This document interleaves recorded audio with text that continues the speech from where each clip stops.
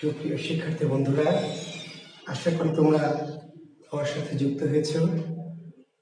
তোমাদের সবাইকে অগ্রিম ফাগুনের শুভেচ্ছা জানাচ্ছি, অভিনন্দন জানাচ্ছি। জাকিরস বিসিএস স্পেশালের পক্ষ থেকে আমি জুয়েল কিবরিয়া স্যার তোমাদেরকে অভিনন্দন জানাচ্ছি আমাদের এই বিশেষ বাংলা কোর্সে, ব্যাকরণ কোর্সে সবাইকে স্বাগত জানাচ্ছি। আমরা বাংলা ব্যাকরণ নিয়ে আলোচনা করছি, ব্যাকরণের ক্লাসে আছি, তাই না? আমরা সমাসের আলোচনায় আছি আর কি।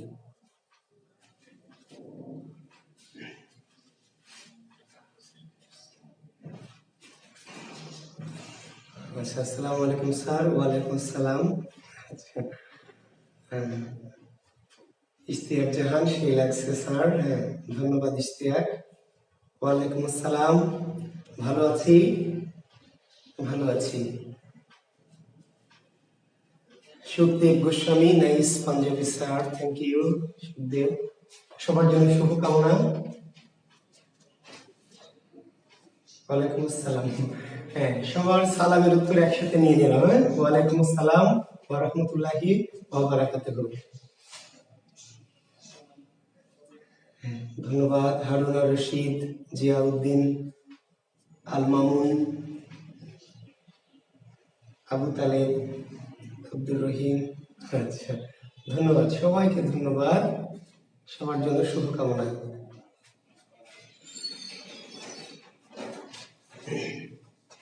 আমরা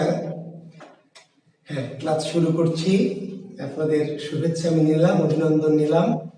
আচ্ছা, যদিও আমাকে খুব ভালো লাগছে না, তাই না? আপনারা ইয়ং মানুষ, আপনাদেরকে ভালো লাগবে। আমি তো বুড়া মানুষের ভালো মন্দ নাই, তারপরেও সবাই বলছেন আমাকে সুন্দর লাগছে, এই জন্য আবারও ধন্যবাদ। সবার জন্য শুভকামনা।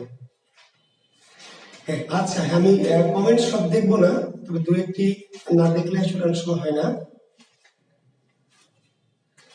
আচ্ছা, ধন্যবাদ।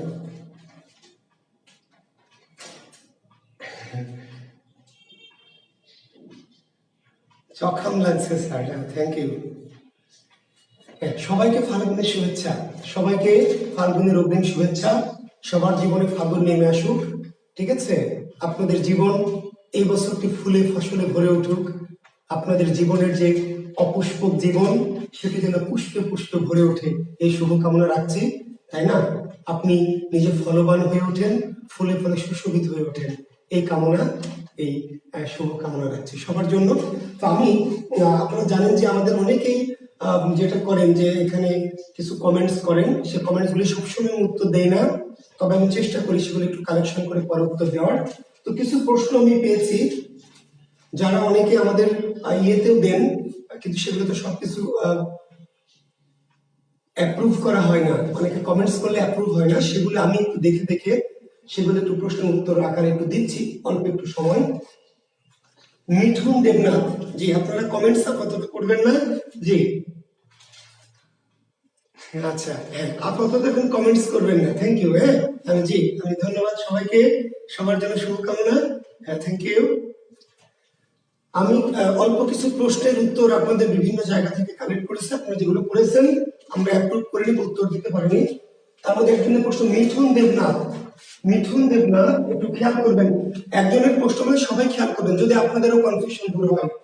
রাখিয়া থেকে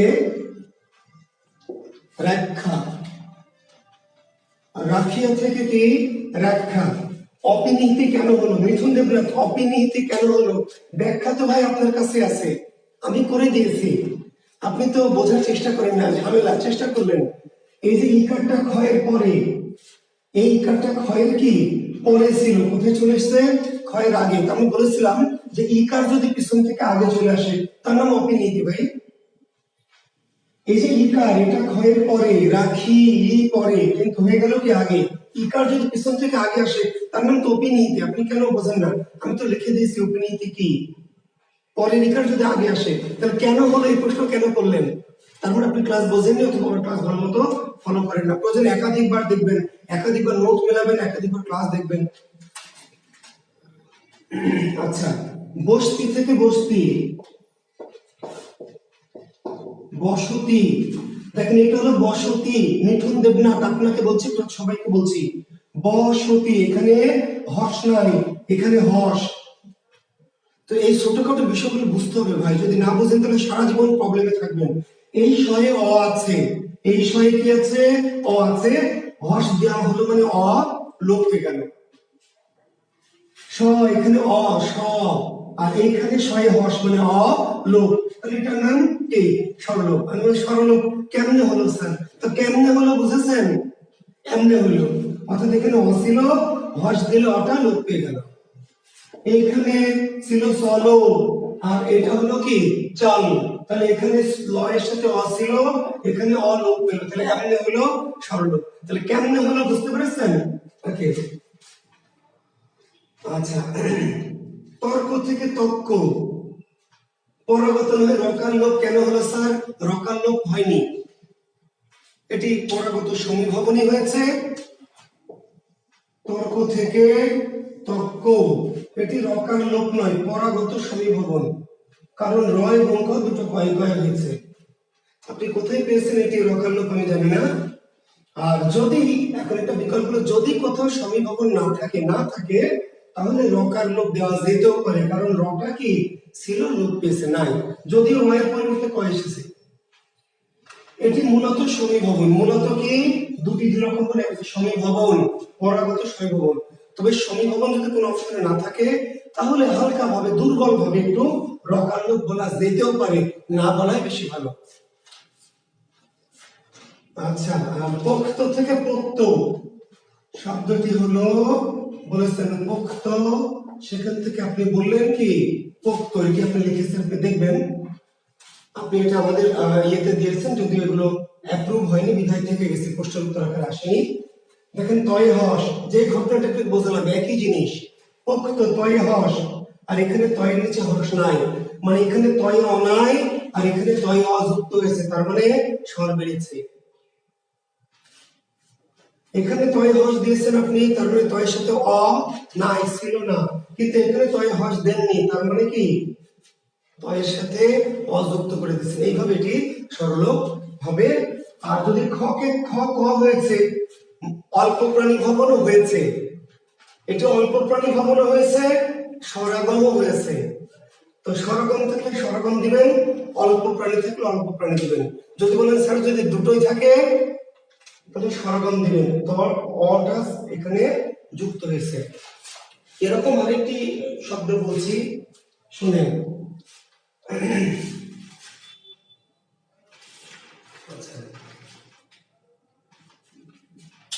হ্যাঁ, দূর নীলিমা, আমি জানি আজ 30 মাঘ, কিন্তু কালকে তো আপনাদের সাথে আমার ক্লাস নেই। আমি বলেছি ফাল্গুনের অগ্রিম শুভেচ্ছা। অগ্রিম ঈদের আগের দিন আপনি আমাকে শুভেচ্ছা দেন না? আগের রাতে কি ঈদ হয়? ফাল্গুনের শুভেচ্ছা আমি বলেছি অগ্রিম, আমি জানি আগামীকাল ফাল্গুন।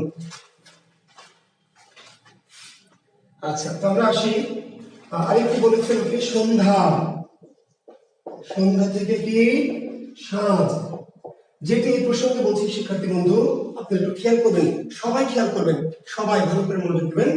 এটি তয়ে অছিল না অযুক্ত হলো, তো সরাগম, কিন্তু খ ছিল মহাপ্রাণ, ক কি অল্প, তাহলে এটা অল্প প্রাণী ভবন বটে।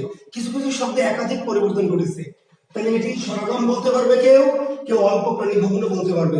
বললে কাউকে আপনি ভুল বলতে পারবেন না, তো আপনাকে অপশন দেখে উত্তর দিতে হবে, অপশনে যা থাকবে সেটাকে উত্তর দিবেন। এখানে সন্ধ্যা থেকে সাঁঝ, এটা কিন্তু আমরা বলেছি নাসিক্য ভবন, কি ভবন বলেছি? নাসিক্য ভবন, অবশ্যই নাসিক্য ভবন, অবশ্যই। তবে যদি নাসিক্য ভবন অপশনে না থাকে তাহলে সরলোপ বলা যাবে। কেমনে বলা যাবে ভাই? এই যে সন্ধ্যা, এই যে আকারটা পিছন থেকে কি হয়েছে, লোপ পেয়েছে, পিছনে একটা আকার ছিল, আকার আছে, এই শব্দের পিছনে আকার ছিল না, এই শব্দের পিছনে কোনো আকার নেই, তাহলে কেউ যদি বলে সরলোপ, এটিও হবে, হতে পারবে। তার মানে এখানে নাসিক্যটা চন্দ্রবিন্দু হয়েছে, তাহলে আমরা বলেছি নাসিক্য ভবন, একদম শতভাগ রাইট, অবশ্যই রাইট। কেউ বলতে পারবে না যে এটি ভুল, নাসিক্য ভবন, অবশ্যই নাসিক্য ভবন। কিন্তু কেউ যদি বলে যে পিছনে আকার ছিল লোপ পেয়েছে তাহলে সরলোপ, তাহলে আপনি কি তাকে ভুল বলবেন? ভুল বলা যাবে না। তার মানে এই শব্দটি কিন্তু একাধিক রকমের পরিবর্তন। অপশনে নাসিক্য থাকলে নাসিক্য হবন, যদি নাসিক্য না থাকে তাহলে আপনি সরলোপ দিবেন। আপনাকে পরিস্থিতি অনুযায়ী উত্তর দিতে হবে। কিছু কিছু জিনিসের মধ্যে একাধিক পরিবর্তন ঘটেছে, সেটা মাথায় রাখবেন। সিচুয়েশন অনুযায়ী আপনাকে উত্তর দিতে হবে। বুঝতে পারলেন? তো ঠিক আছে।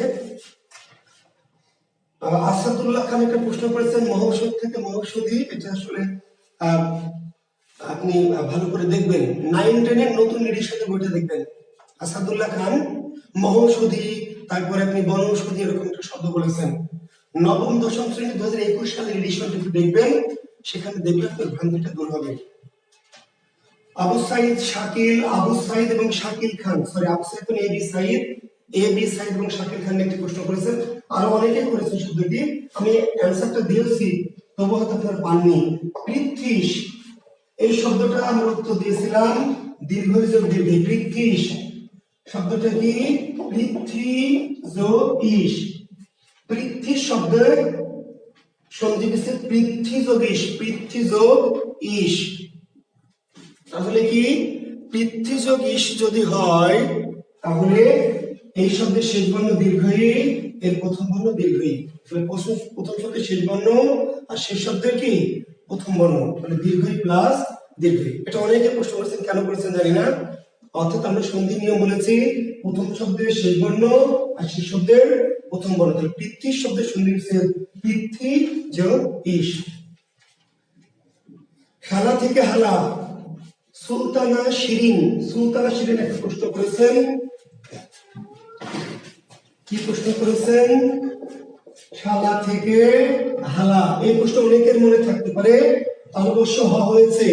তাহলে আমরা এর উত্তর দিয়েছি কি ঘোষী ভবন, ঘোষী ভবন দিয়েছে। ওনার প্রশ্ন হলো স্যার এটি তো অল্প, এটি তো মহা। এর উত্তর আমি একাধিকবার বলেছি। শিরিন আক্তার, আমার ক্লাস একাধিকবার শুনবেন, একাধিকবার পরে আবার 3-4 বার করে দেখবেন। এর উত্তর একাধিকবার দিয়েছি, কিন্তু আপনি বোঝেননি অথবা বোঝার চেষ্টা করেননি। যখন অঘোষ ঘোষ হবে, অঘোষ যখন ঘোষ হয়ে গেছে তখন আপনার প্রাণ নিয়ে টানাটানি করার টাইম নাই, তো ভাই দরকার নাই। আমার কথাটি বোঝেননি, ক্লাস একাধিকবার দেখবেন। যখন অঘোষ বর্ণ ঘোষ হয়ে গেছে, যখন অঘোষ ঘোষ হয়েছে তখন আপনার প্রাণ নিয়ে টানাটানি করার কোনো দরকার নাই, কোনো সুযোগ নাই। প্রাণ নিয়ে টানাটানি করবেন কখন? যখন ঘোষ থেকে ঘোষ, অঘোষ থেকে অঘোষ। যখন ঘোষ থেকে ঘোষী হবে, অঘোষ থেকে অঘোষী হবে, তখন প্রাণ নিয়ে টানাটানি করবেন। যখন অঘোষ ঘোষ হয়ে গেছে তখন আর প্রাণ নিয়ে টানাটানি করা যাবে না। ঠিক আছে জি, তাহলে ঘোষী ভবন বলবেন এটাকে। আচ্ছা, সন্ধি কত প্রকার? এই প্রশ্নের উত্তর আজকে একটু কারেকশন দিব, শিক্ষার্থী বন্ধুরা ভালো করে শুনবেন কথাটি, বিভ্রান্ত হবেন না।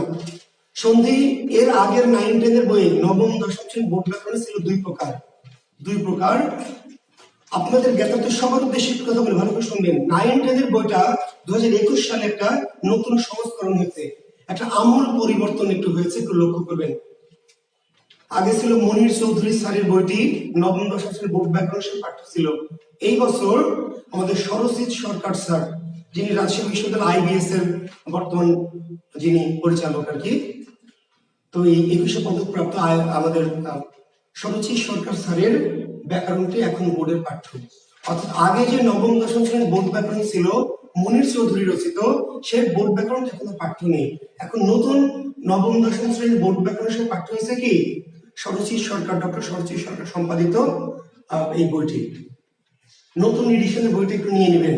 তো কিছু জায়গা কারেকশনের মধ্যে এই জায়গাটি একটি, যে সন্ধি কয় প্রকার, তার সিম্পল উত্তর 3 প্রকার, এটি দিবেন এখন থেকে।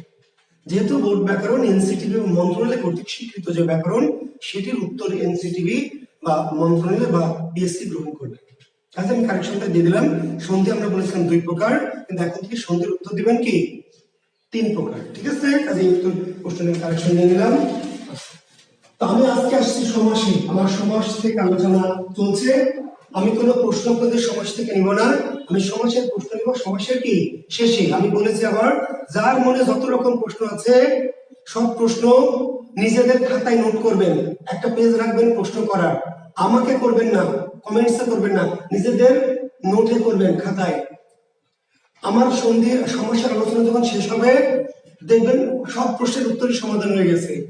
যদি না হয়, যদি থেকে যায় যে না স্যার আমার মনে প্রশ্ন ছিল করিনি, কিন্তু এটা আপনার আলোচনায় আসেনি, তাহলে এটি আমি শেষে চাইবো, আমি দিব। ঠিক আছে, মাঝে কোনো প্রশ্ন করবেন না, কারণ প্রশ্ন করলে আমার পড়ার গতিটা নষ্ট হবে। আমি অনেক কিছু হয়তো পরে বলবো, আপনি আগে জিজ্ঞেস করছেন, তাহলে আমার ধারাবাহিকতা নষ্ট হবে। ঠিক আছে, অনেকে এটা অপছন্দ করছে, সবার ভালোর জন্য মনের কৌতূহল দমিয়ে রাখার দরকার নাই, নিজের খাতায় লিখে রাখবেন। আমার আলোচনার মধ্যে যদি না প্রশ্নের উত্তরগুলি না পান, তাহলে পরে জিজ্ঞেস করবেন। আমি বলবো যে সমষ্টি আপনাদের সমস্যা বলেন। ধন্যবাদ। শিক্ষার্থী বন্ধুরা, আমি সমস্যার কাছে আসি। দেখেন, আমরা বলেছিলাম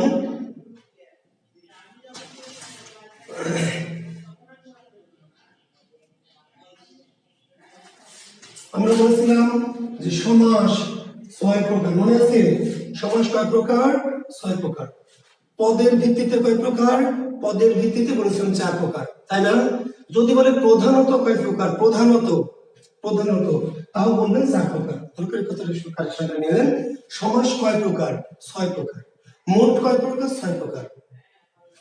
পদের ভিত্তিতে কয় প্রকার? গতদিন বলেছিলাম পদের ভিত্তিতে 4 প্রকার। পরপদের প্রাধান্য, পূর্ব পদের প্রাধান্য, উভয় পদের প্রাধান্য, কোন পদের প্রাধান্য নাই, তাই না বলেছিলাম? আর যদি বলি প্রধানত কয় প্রকার? সমাস প্রধানত তো 4 প্রকার। প্রধানত 4 প্রকার কি কি একটু লিখে নেন। দ্বন্দ্ব, কর্মধারয়, তৎপুরুষ এবং বহুব্রীহি। সমাস প্রধানত যদি বলে তাহলে 4 প্রকার।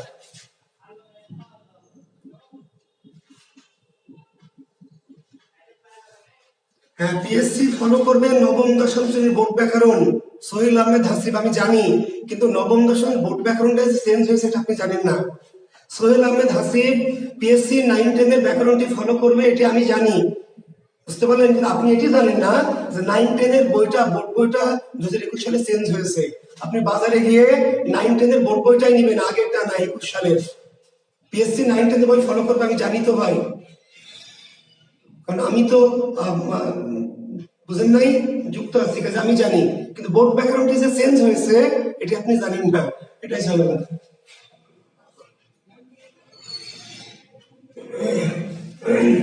তাহলে সমাস প্রধানত কয় প্রকার? 4 প্রকার। দ্বন্দ্ব, কর্মধারয়, তৎপুরুষ এবং বহুব্রীহি। ঠিক আছে, ক্লিয়ার?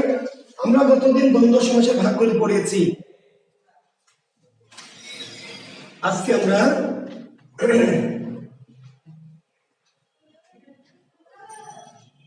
কর্মধারয়ের ভাগ পড়ব। লেখেন কর্মধারয়।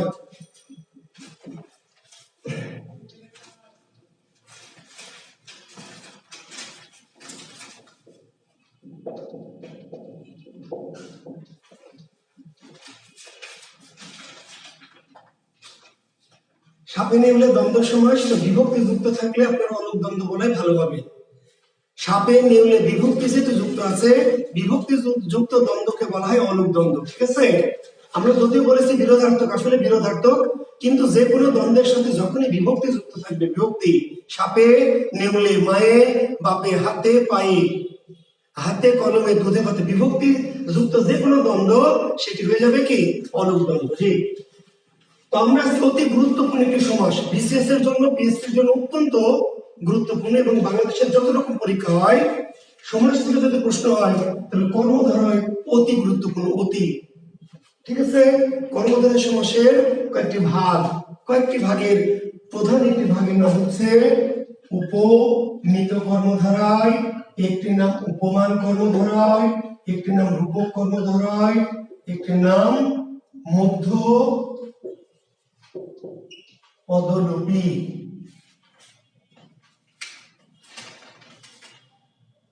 কর্মধারয় সমাসের বেশ কিছু ভাগ, কাজে পরীক্ষায় বলবে আপনাকে যে কোন সমাস, তা বলবে না। আমরা কতদিন শিখেছি যে দ্বন্দ্ব বা কর্মধারয়, কিন্তু কোন সমাস না বলে বলবে কোন দ্বন্দ্ব, কোন কর্মধারয়, নিচের কোনটি উপমিত কর্মধারয়, কোনটি উপমান কর্মধারয়, কোনটি রূপক কর্মধারয়, কিংবা একটি শব্দ ধরে কোন কর্মধারয়। শিক্ষার্থী বন্ধুরা, তাহলে আমরা কর্মধারয় তো চিনলাম, কিন্তু কর্মধারয় চিনলে কিন্তু পরীক্ষায় পারা যাবে না, চিনতে হবে কোন কর্মধারয়। খুবই মনোযোগ লাগবে, বলেছি যে এখানে না, কোথায়? বাংলা পড়ায় ব্রেনে, কোথায় নিতে হবে? এখানে এখানে হার্টে। জি, অতি মনোযোগ লাগবে, অতি মনোযোগ। দেখেন শব্দটি হচ্ছে কি? চন্দ্রমুখ। শব্দটি কি? চন্দ্রমুখ। পূর্বপদ চন্দ্র, পরপদ মুখ। পূর্বপদ কি? চন্দ্র, পরপদ কি? মুখ। চন্দ্রমুখ কি দুটো জিনিস না একটা জিনিস? চন্দ্রমুখ কি একটা চাঁদ আর একটা মুখ? পদ দুটো, জিনিস কি দুটো না একটা? চন্দ্রমুখ আসলে একটা মুখ। চন্দ্রমুখ আসলে একটা কি? মুখ। তো চন্দ্র এখানে কেন আছে? আমরা যদি বলতাম চন্দ্র সূর্য, তাহলে কি একটা জিনিস? চন্দ্র সূর্য যদি বলতাম তাহলে কিন্তু চন্দ্র আলাদা, সূর্য আলাদা, দুটো জিনিস। চন্দ্র সূর্য দ্বারা কি বোঝায়? চন্দ্র বোঝায়, সূর্য বোঝায়। কিন্তু চন্দ্রমুখ বলতে আর চন্দ্র বোঝায়, মুখ বোঝায়। চন্দ্রমুখ মূলত কি? মুখ। চন্দ্র এখানে কেন আছে? আমি যদি মুখে বোঝাই, চন্দ্র কেন? মুখকে তুলনা করা হয়েছে কার সাথে? চন্দ্রের সাথে। মুখকে তুলনা করা হয়েছে কার সাথে? চন্দ্রের সাথে। কেন তুলনা করা হয়েছে? কেন ভাই মুখকে চন্দ্রের সাথে কেন তুলনা করা হয়েছে বলেন তো? জি, চাঁদও সুন্দর, মুখও সুন্দর। চাঁদও স্নিগ্ধ, মুখও স্নিগ্ধ। চাঁদের দিকে সবাই তাকায় থাকে, মুখের দিকে তাকায় থাকে। যে কোনো কারণে হতে পারে। কারণটা এখানে বলে দিয়েছে। মুখে কেন চাঁদের সাথে তুলনা করেছে এখানে বলে দিয়েছে কেউ? আপনি মনে মনে বুঝে নিয়েছেন যে সৌন্দর্যের কারণে, কিন্তু কোনো বই বলেনি। পুরুষ সিংহ বা পুরুষ সিংহ না বলে বলছে সিংহ পুরুষ। শিক্ষার্থী বন্ধুরা, সিংহ পুরুষ। সিংহ পুরুষ মানে কি? সিংহ পুরুষ মানে একটা সিংহ একটা পুরুষ। সিংহ পুরুষ আসছে মানে কি একটা সিংহ আসলে একটা পুরুষ আসছে? যদি আপনাকে বলি বাঘ সিংহ, বাঘ সিংহ, তাহলে বাঘ আলাদা, সিংহ আলাদা, দ্বন্দ্ব। কিন্তু পুরুষ সিংহ, এবার পুরুষ সিংহ মানে সিংহ না, পুরুষ। সিংহ পুরুষ আসলে একটা পুরুষ। সিংহ পুরুষ আসলে একটা কি? পুরুষ। আর সিংহ কেন আছে এখানে তুলনা করা হয়েছে সিংহের সাথে? কেন তুলনা করা হলো? পুরুষকে সিংহের সাথে কেন? সিংহেরও চার পা, পুরুষেরও চার পা, তাই তো নাকি? সিংহ হিংস্র, পুরুষও হিংস্র। সিংহ হরিণ দেখলে ঝাঁপায় পড়ে, পুরুষও হরিণ দেখলে ঝাঁপায় পড়ে। সেজন্য তো নাকি? তাই সিংহ শক্তিশালী, পুরুষও শক্তিশালী। সিংহ বলবান, পুরুষও বলবান। আসলে কারণ কি এটা আপনাকে কেউ বলে দেয়নি, আপনার বোঝার দরকারও নাই। আপনি মনে মনে যা খুশি ধরে নেবেন। আপনি ধরে নেবেন পুরুষের সিংহ শক্তিশালী, পুরুষ শক্তিশালী। আরেকজন ধরে নেবে যে সিংহ হিংস্র, পুরুষ হিংস্র। আমি ধরবো পুরুষ হরিণ দেখলে ঝাঁপায় পড়ে, পুরুষ সিংহ। কেন কেন তুলনা করা হয়েছে? গুণটা বলেনি। তুলনাটা কেন করা হলো পুরুষ সিংহের সাথে এই কথা কেউ বলে দেয়নি। আপনি মনে মনে একটা কারণ কি ধরে নিয়েছেন, যা সেটা ধরে নেন।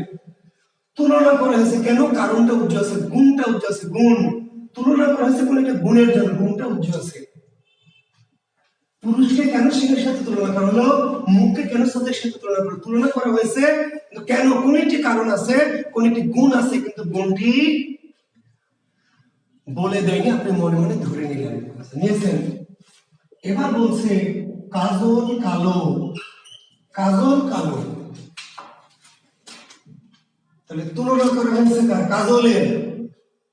তুলনা করা হয়েছে কার? কাজলের না কালোর? কাজলের। কার সাথে তুলনা করেছে? কালোর সাথে। কাজলকে তুলনা করেছে কালোর সাথে। কাজল কালোর মতো, তাহলে কি কালোকে তুলনা করেছে কাজলের সাথে? কালো কাজলের মতো?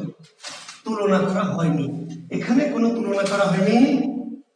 জিনিসই তো একটা আছে, বস্তু তো একটা। তুলনা কেমন হবে? তুলনা করতে হলে দুটি জিনিস লাগবে, পদ দুটি, কিন্তু জিনিস একটা। কাজল একটা বস্তু, কাজলটা দেখতে কেমন? কালো। কাজলটার গুণ কি? কাজলটার কোয়ালিটি কি? কাজলটা হচ্ছে কালো।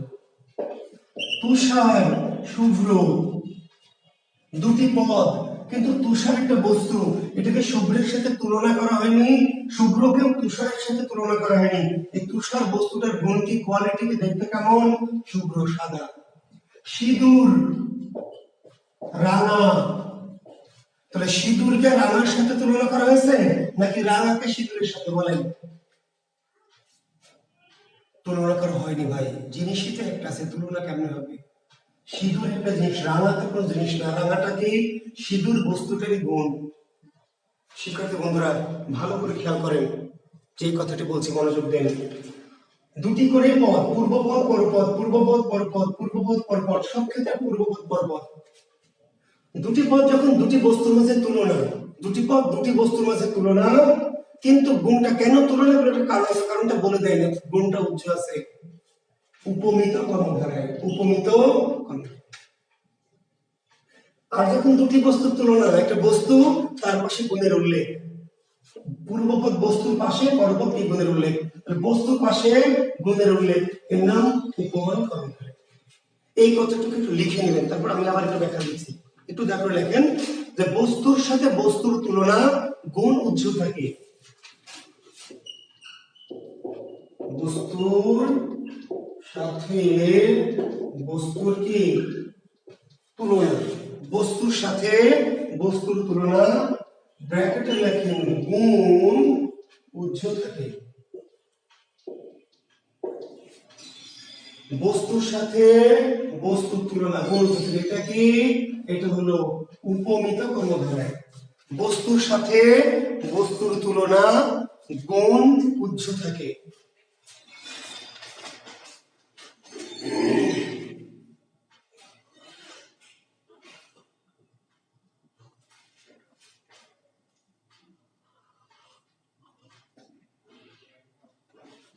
বস্তুর সাথে বস্তুর তুলনা গুণ উজ্জ্ব থাকে, এর নাম কি? উপমিত কর্মধারায়। এবার লেখেন বস্তুর পাশে গুণের উল্লেখ, বস্তুর পাশে গুণের কি উল্লেখ, দেখা যাচ্ছে কি? আচ্ছা, বস্তুর পাশে গুণের উল্লেখ, বস্তুর পাশে গুণের উল্লেখ কি? এটি হলো উপমান। বস্তুর পাশে গুণের উল্লেখ কি? উপমান। নিচে লিখছি বস্তুর পাশে গুণের উল্লেখ, বস্তুর পাশে গুণের উল্লেখ। তাহলে খুব সিম্পল জিনিস, কর্মধারয় সমাসে যে দুটি পদ আছে, যে দুটি পদ দেখবেন, সেই দুটি পদকে বস্তুর সাথে বস্তুর তুলনা নাকি বস্তুর পাশে গুণের উল্লেখ। যদি বস্তুর সাথে বস্তুর তুলনা হয়, গুণ উজ্জ্ব থাকে, তাহলে উপমিত কর্মধারয়। আর বস্তুর পাশে যদি গুণ উল্লেখ করা হয়, তার নাম উপমান কর্মধারয়।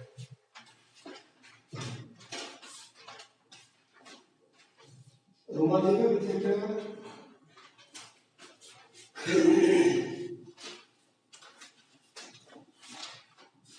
শিক্ষার্থী বন্ধুরা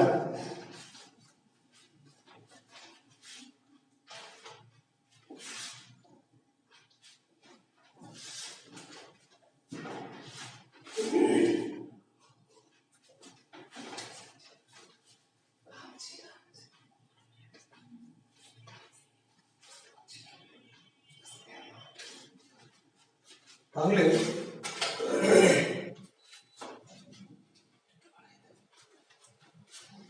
দেখেন, এবার আমি আপনাদের একটু টেস্ট নিচ্ছি, আমার কথাটা বুঝেছেন কিনা, কতটুকু বুঝেছেন। ঠিক আছে, আমি একটু দেখছি।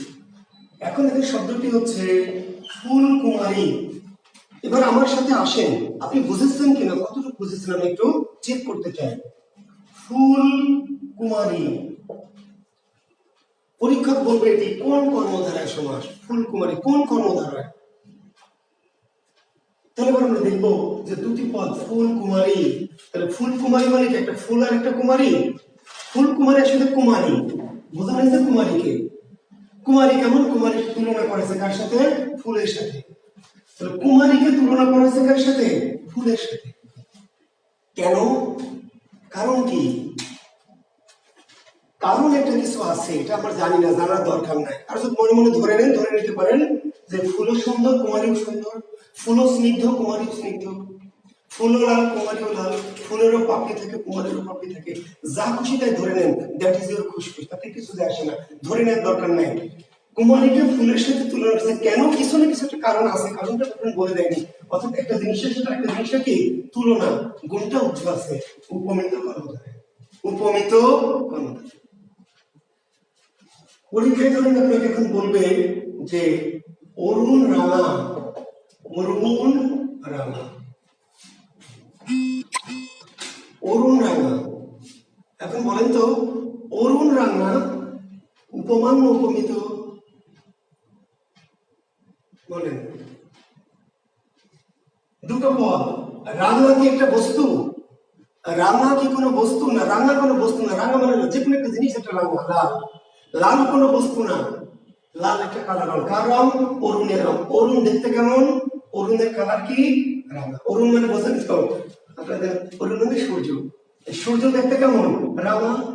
সূর্যের গুণ কি? রাঙা। তাহলে উপমান, উপ কি? মান।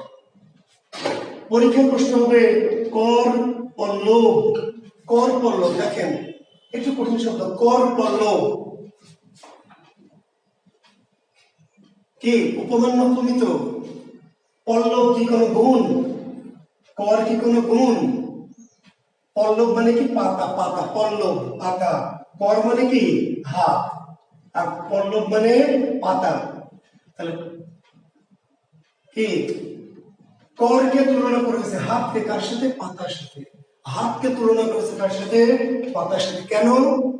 কোন একটা কারণ আছে। পাতাও নরম, হাতও নরম, পাতাও স্নিগ্ধ, হাতও স্নিগ্ধ হতে পারে, পাতাও কষি, হাতও কষি। কেন তুলনা করেছে সেই গুণটি তো কেউ বলে দেয়নি, না বলে দিলে আমার সমস্যাটা আমি ধরে নিব। কিন্তু হাত করকে তুলনা করেছে কার সাথে? পল্লবের সাথে। বুঝতে পারছেন? পদ পল্লব, পদ পল্লব, কিংবা নেত্র পল্লব, নেত্র পল্লব, এই ধরনের শব্দ। এখন এই যে আমরা বললাম যে পদ পল্লব, তাহলে পদ মানে পা, পদ মানে কি পা, পল্লব মানে পাতা। তাহলে পাকে তুলনা করেছে কার সাথে? পাতার সাথে, পল্লবের সাথে। কেন তুলনা করা হয়েছে? কোন একটা কারণ আছে। হরিণ চপল, বলেন হরিণ চপল। তাহলে হরিণকে তুলনা করা হয়েছে চপলের সাথে, নাকি চপলকে তুলনা করেছে হরিণের সাথে? বলেন। দুটি বস্তু না তো ভাই, বস্তু তো একটা। হরিণ একটা বস্তু, চপল মানে চঞ্চল। চপল মানে কি? চঞ্চল, চঞ্চল। তাহলে হরিণের চঞ্চল কোনো বস্তু না, চঞ্চল একটা গুণ। কার গুণ? হরিণের গুণই চঞ্চল। হরিণ একটা প্রাণী, হরিণের বৈশিষ্ট্য কি? চঞ্চল। তাহলে একটু উপমিত না উপমান? উপমান, উপমান। বস্তুর পাশে গুণ, বস্তুর পাশে কি? গুণ, তাহলে উপমান। আর বস্তুর সাথে বস্তু তুলনা, গুণ দেওয়া নেই, গুণটা আমি মনে মনে ধরে নিবো, বুঝে নিবো, সেটি উপমিত। ক্লিয়ার? এখন দেখেন ফুল দেখা যায় না যায় না? ফুল দেখা যায় না যায় না? দেখা যায়। অরুণ মানে সূর্য দেখা যায় না যায় না? দেখা যায়। চন্দ্রমুখ, চন্দ্র দেখা যায়, সিংহ দেখা যায়, কাজল দেখা যায়, তুষার দেখা যায়, সিঁদুর দেখা যায়, কর, কর মানে হাত দেখা যায় না? যে দেখা যায়। পদ মানে পা দেখা যায়, হরিণ দেখা যায়। বস্তুগুলো দৃশ্যমান, বস্তুগুলো কি? দৃশ্যমান। এবার দেখেন একটি শব্দ আমরা লিখছি বা পরীক্ষা লিখছি এরকম, মন মাঝি। মন মাঝি, তাকান ভালো করে, মন মাঝি, পূর্বপদ মন, পরপদ মাঝি। গুণ আছে কোন?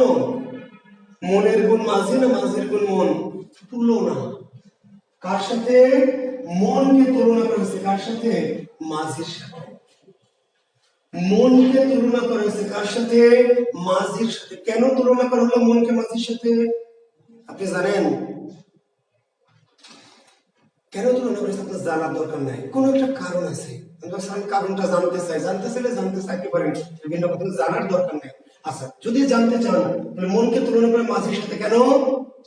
মাঝির কাজ কি?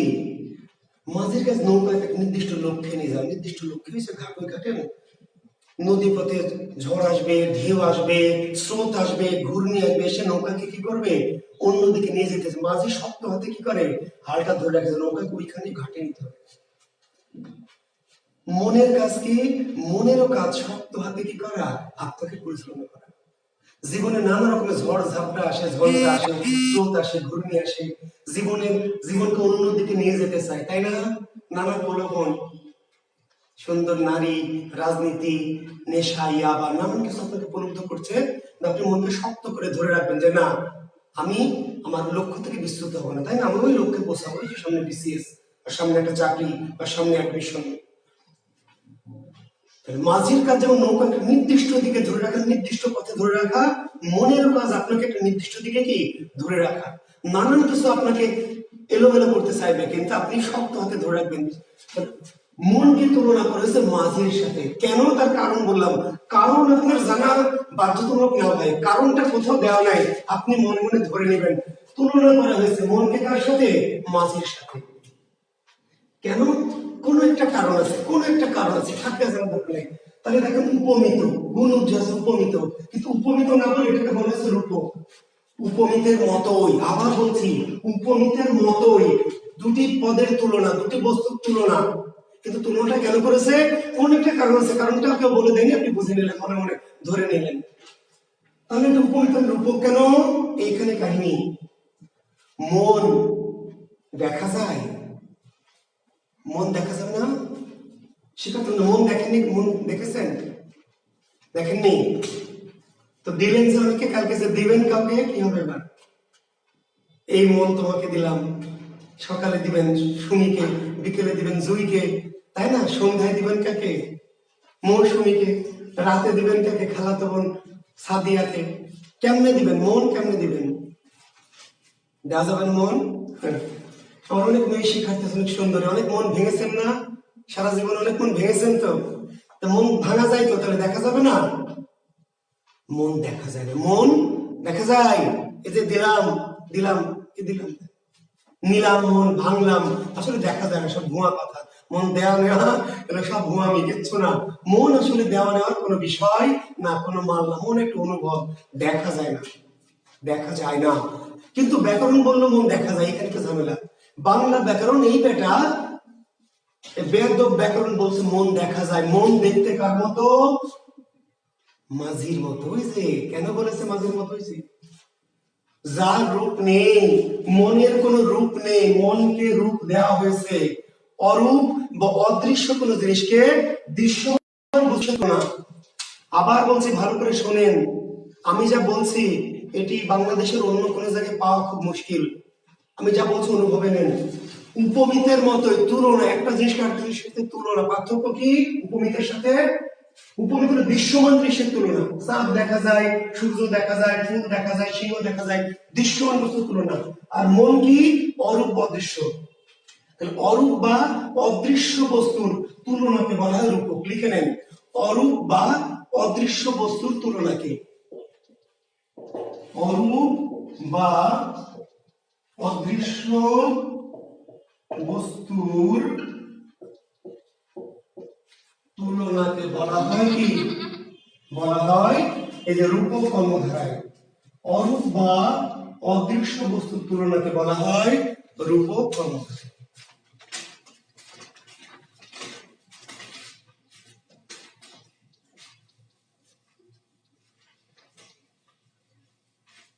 লিখে নেন, অরূপ বা অদৃশ্য বস্তুর তুলনাকে বলা হয় রূপক কর্মধারায়।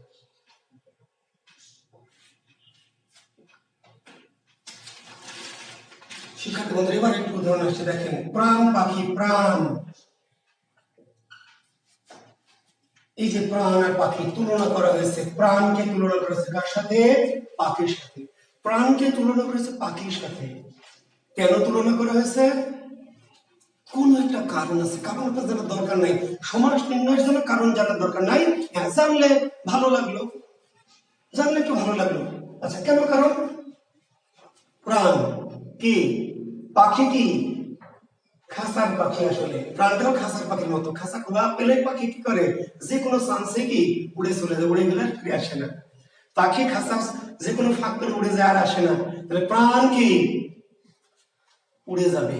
খাঁচার দরজা কোন একটা ফাঁক যখনই পাবে এরকম করে ধরবে না শেষ, হ্যাঁ, ব্যথা করছে শেষ, উড়ে যাবে, আর আসবে না।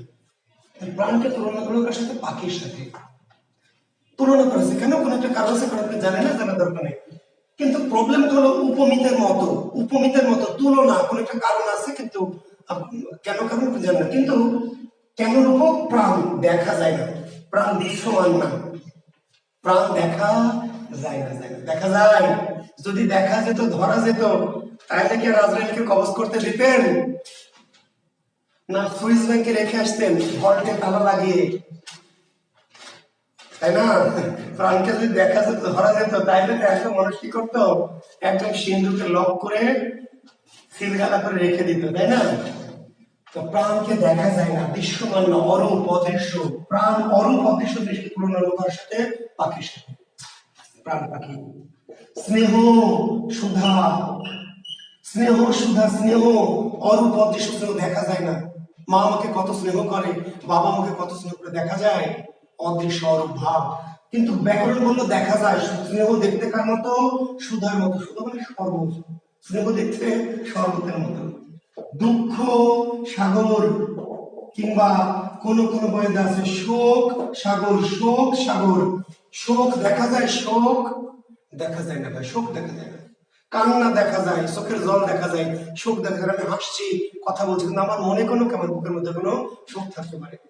আপনার বন্ধু হাসছে, আপনার সাথে কিন্তু শোক দৃশ্যমান না। আবার কাঁদছে, তার মানে শোক না। খুশিতেও কেউ কেউ কাঁদতে পারে, অভিনয় করেও কাঁদতে পারে। শোক দৃশ্যমান কোনো বিষয়, অনুভবযোগ্য।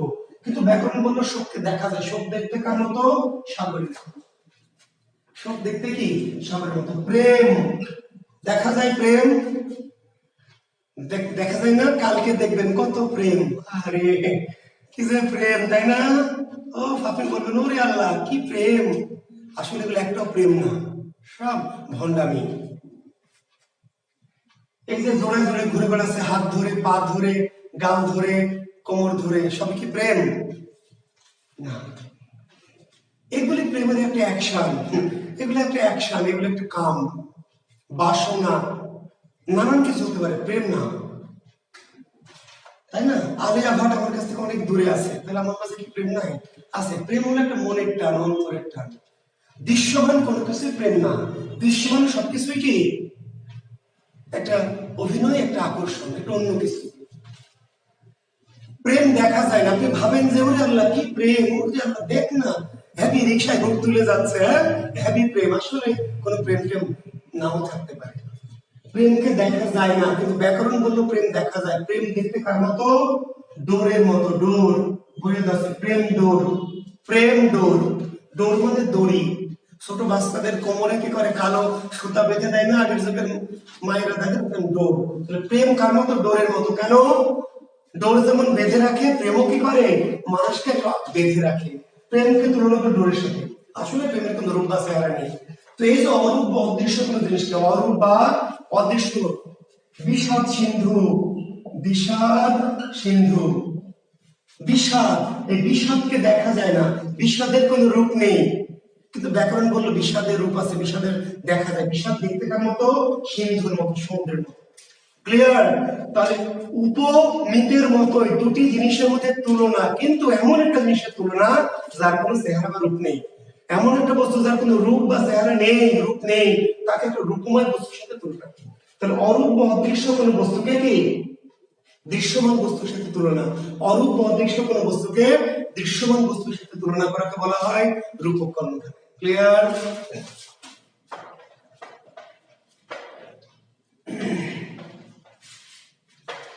এখন দেখেন মধ্য পদলোপী কর্মধারয়। সবচেয়ে সহজ কর্মধারের নাম হচ্ছে মধ্য পদলোপী কর্মধারয়। ব্যাকরণের সবচেয়ে সহজ কর্মধারয়ের নাম কি? মধ্য পদলোপী কর্মধারয়। দেখেন যে কর্মধারয়ে মধ্যপদের লোপ হয়, যে কর্মধারয়ে মধ্যপদের লোপ হয়,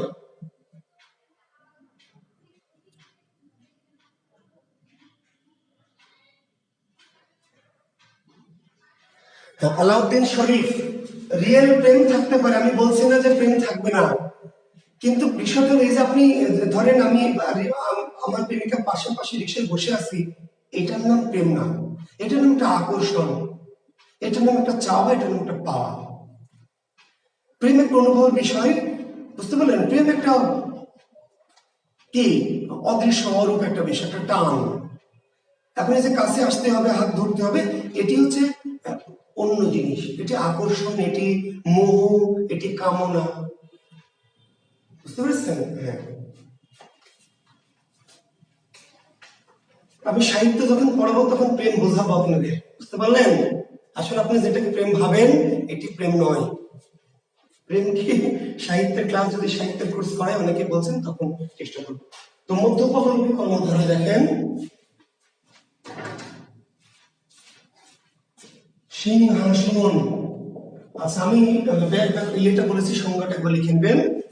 ঠিক, যে সমাসে মধ্যপদের লোপ ঘটে, যে সমাসে মধ্যপদের লোপ ঘটে।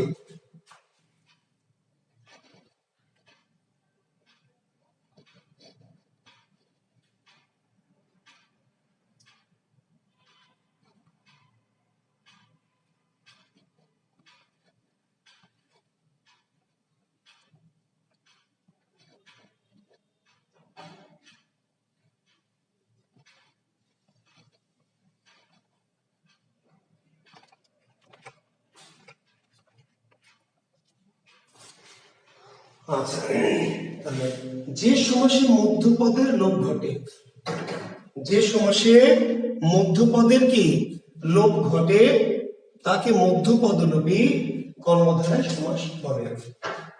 কেমনে লোপ ঘটে?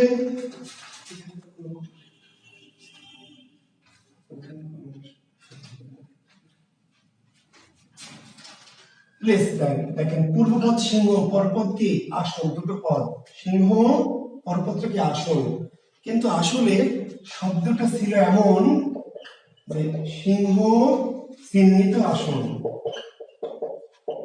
সিংহ চিহ্নিত আসন, শব্দটা মূলত ছিল কি সিংহ চিহ্নিত আসন, কিন্তু আমরা সমাস করতে গিয়ে বানালাম কি সিংহাসন।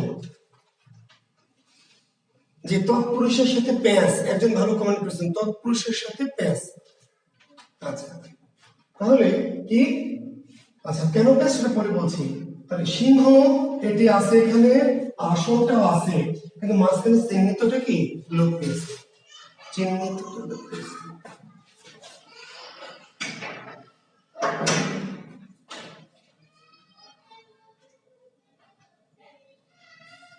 বুঝতে পেরেছেন? সিংহ চিহ্নিত আসন, সিংহ আছে, পরপদ আসন আছে, মধ্যপদ চিহ্নিতটা লোপ পেয়েছে, মধ্যপদ হবে কর্মধারয়। এখন দেখেন শব্দটি হলো বিলাত ফেরত, কি ফেরত? বিলাত ফেরত, বিলাত ফেরত।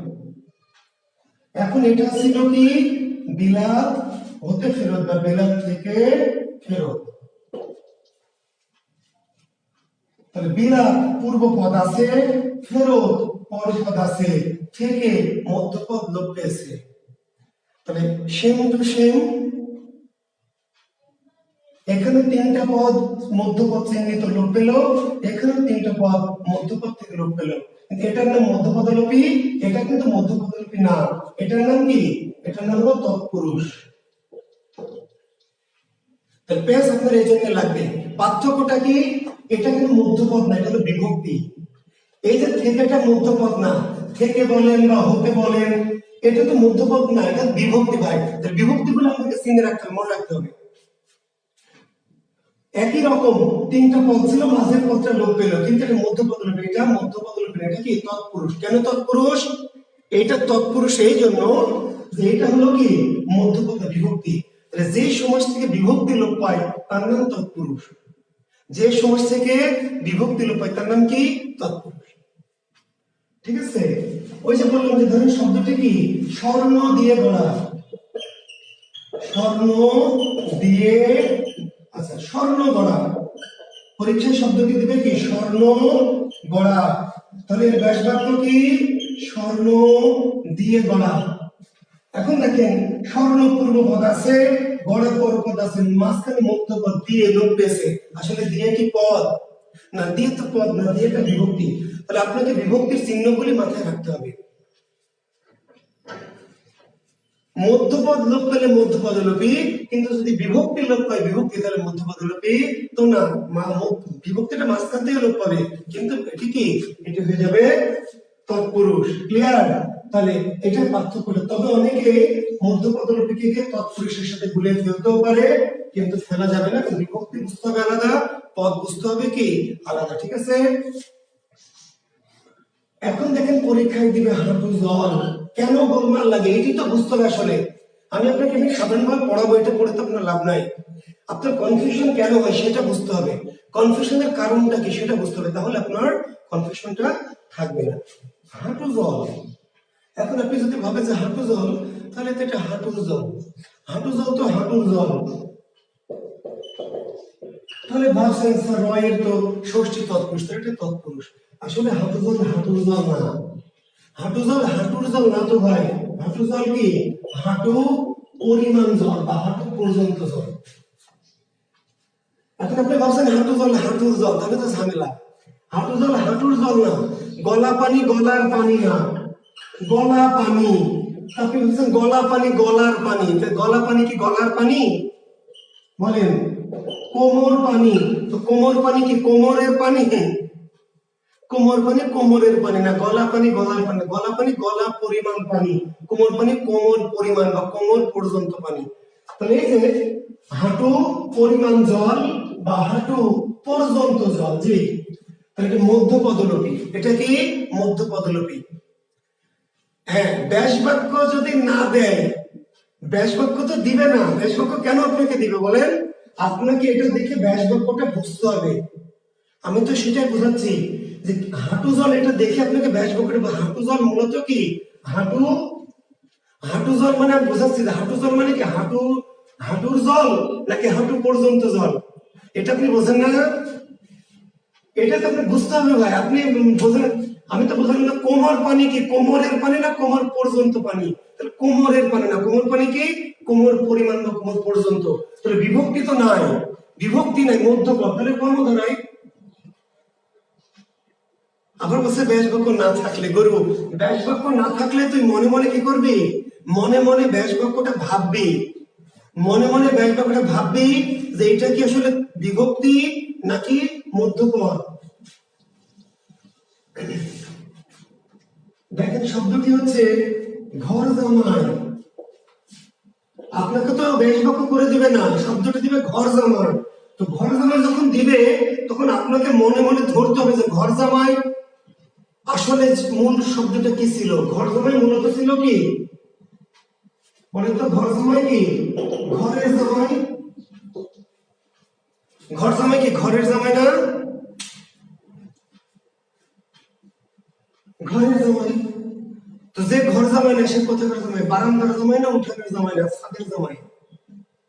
ঘর জামাই আপনি ভেবে নিলেন ঘরের জামাই, তাহলে যে বেটা ঘর জামাই না সে কি বারান্দার জামাই না উঠানের জামাই না বাথরুমের জামাই? সকল জামাই ঘরের জামাই, সকল জামাই ঘরের জামাই। ঘর জামাই ঘরের না, ঘরে কি আশ্রিত। এখন আপনি বলছেন অনেকে যে স্যার আমি কেমনে বুঝবো, আমি তো ধরে নেবো যে ঘর জামাই ঘরের জামাই। তার মানে আপনার ওইটুকু বুদ্ধি নাই যে ঘর জামাই ঘরের জামাই না, ঘরে আশ্রিত। অর্থাৎ এই জামাই নিজের কোনো বাড়ি ঘর নিয়ে রোহিঙ্গা টাইপের, ও কি করেছে ঘরে পার্মানেন্ট আশ্রয় নিয়ে নিয়েছে। তাহলে এই যে আশ্রিতটা বিভক্তি নাকি মধ্যপদ, তাহলে মধ্যপদ নাকি। কারণ আমি কেমনে বুঝবো, এইটুকু বোধগম্যতা, সেন্স, সেন্স এর নাম সেন্স, কমন সেন্স বলেন যাই বলেন, আপনার সেন্স নাই। আমি বলেছি যে বাংলা ভালো বুঝতে হলে আপনার সেন্স ভালো থাকতে হবে, সেন্স কম তাহলে আপনাকে দিয়ে বাংলা হওয়া খুব মুশকিল। মাতৃভাষা তো অনুভব করতে হবে সেন্স দিয়ে, বুঝতে পেরেছেন? ধরেন শব্দটি হচ্ছে এমন স্মৃতিসৌধ, স্মৃতিসৌধ। তো আপনাকে স্মৃতিসৌধ এটা দেখে কি করতে হবে, এটা দেখে আপনাকে অনুভব করতে হবে স্মৃতিসৌধ আসলে বিষয়টা কি। ব্যাস বাক্য তো দিবে না, ব্যাস বাক্যটা আপনাকে মনে মনে কি করতে হবে, আপনাকে অনুভব করতে হবে। স্মৃতিসৌধ মানে, এখন আপনি ধরে নেন স্মৃতিসৌধ মানে স্মৃতির সৌধ। অনেকে কিন্তু এগুলো ধরে নেয়, বলে তৎপুরুষের সাথে কনফিউশন হয়, ষষ্ঠী তৎপুরুষের সাথে কি কনফিউশন হয়, যে স্মৃতিসৌধ স্মৃতির সৌধ, তাহলে রয়ের লোক পেয়েছে, স্মৃতির সৌধ নয়, স্মৃতির কখনো সৌধ হয় না।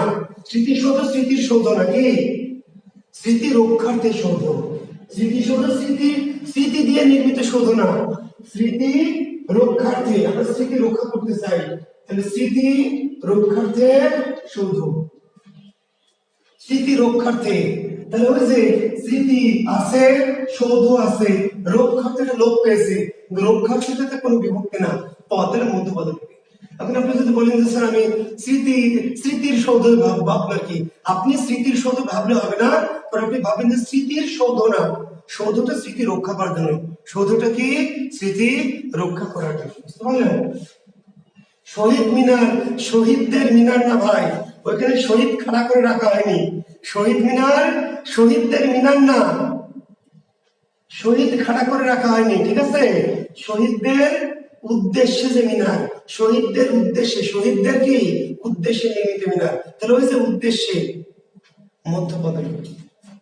তো ব্যাস বাক্য তো আসতেই পারে, যদিও চাকরির পরীক্ষায়, জবের পরীক্ষায়, অ্যাডমিশনে বা প্রতিযোগিতার পরীক্ষায় মূলত সমাজটি ব্যাস বাক্য আসতে পারে। তো এলে তো আপনার কাছে বললাম যে আপনাকে অনুভব করতে হবে যে স্মৃতিসৌধ কি স্মৃতির সৌধ নাকি স্মৃতি রক্ষার্থে সৌধ। শহীদ মিনার কি শহীদদের মিনার না শহীদদের কি স্মৃতির উদ্দেশ্যে মিনার। ঘর জামাই কি ঘরের জামাই না ঘরে আশ্রিত জামাই।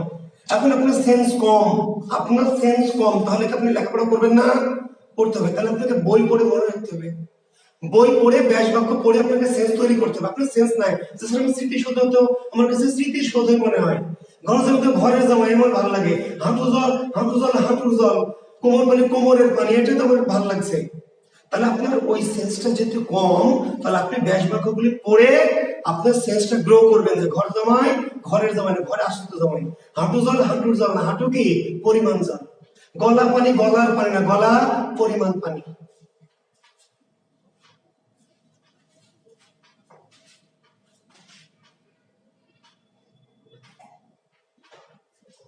গোবর গণেশ একজন বলেছে, হ্যাঁ গোবরে জন্মাইছে গণেশ বা গোবরে জন্মানো গণেশ, মধ্যপদলোপী করণ ধরে, ঠিক আছে? আমরা এবারে যাব হচ্ছে অব্যয়ীভাব সমাস। কি সমাস? অব্যয়ীভাব। জি, যদিও অপ্রধান সমাস, কিন্তু আমরা আমাদের যে সিকোয়েন্সটা দিয়েছি তাতে অপ্রধান হলে আমরা করাবো। অপ্রধান বলে কিছু নাই, বিশেষে চলে আসবে, অ্যাডমিশনে চলে আসবে, কিছু করার নাই।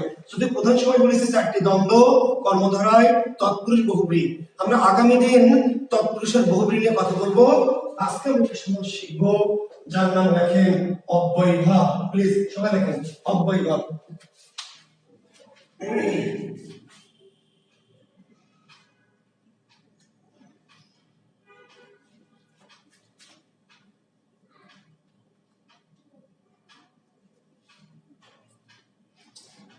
অব্যয়ীভাব প্লিজ দেখেন। শুভা রতন বিশ্বাস, আমি ভারত থেকে বলছি। হ্যাঁ রতন, ধন্যবাদ তোমাকে, তুমি আমাদের প্রতিবেশী বন্ধু রাষ্ট্র ভারত থেকে যুক্ত হয়েছে, তোমাকে শুভকামনা। দেখেন, যে সমাসের পূর্ব পদে অব্যয় থাকে, যে সমাসের পূর্ব পদে অব্যয় থাকে তাকে অব্যয়ীভাব সমাস বলে। যে সমাসের পূর্ব পদে অব্যয় থাকে, যে সমাসের পূর্ব পদে অব্যয় থাকে তাকে অব্যয়ীভাব সমাস বলে।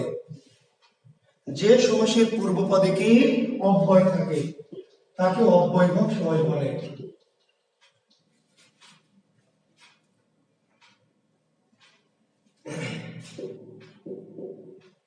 আচ্ছা, দুটো প্রশ্ন নিতেই হচ্ছে, ভালো দুটি প্রশ্ন পেয়েছি আমি।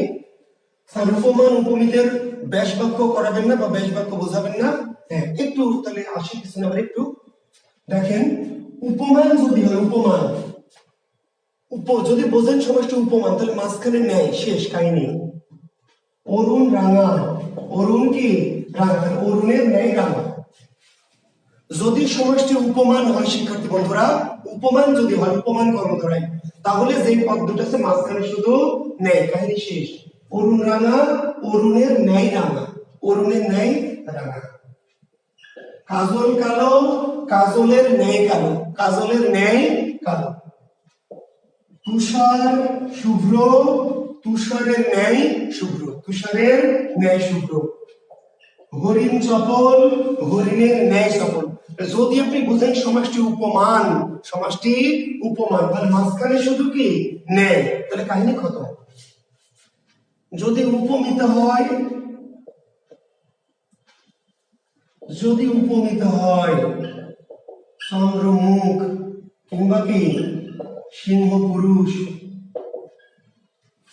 যদি উপমিত কর্মধারায় হয় তাহলে কি, তাহলে ন্যায়টা মাঝে বসানো যাবে, শেষেও বসানো যাবে। এখানে একটা ঝামেলা আছে, উপমিততে ন্যায় মাঝেও বসানো যাবে, শেষেও। অর্থ ঠিক রেখে, অর্থ চন্দ্রমুখ কি বলতে হবে? আচ্ছা, তুলনা করা হয়েছে কার? মুখে, তুলনা করেছে মুখে।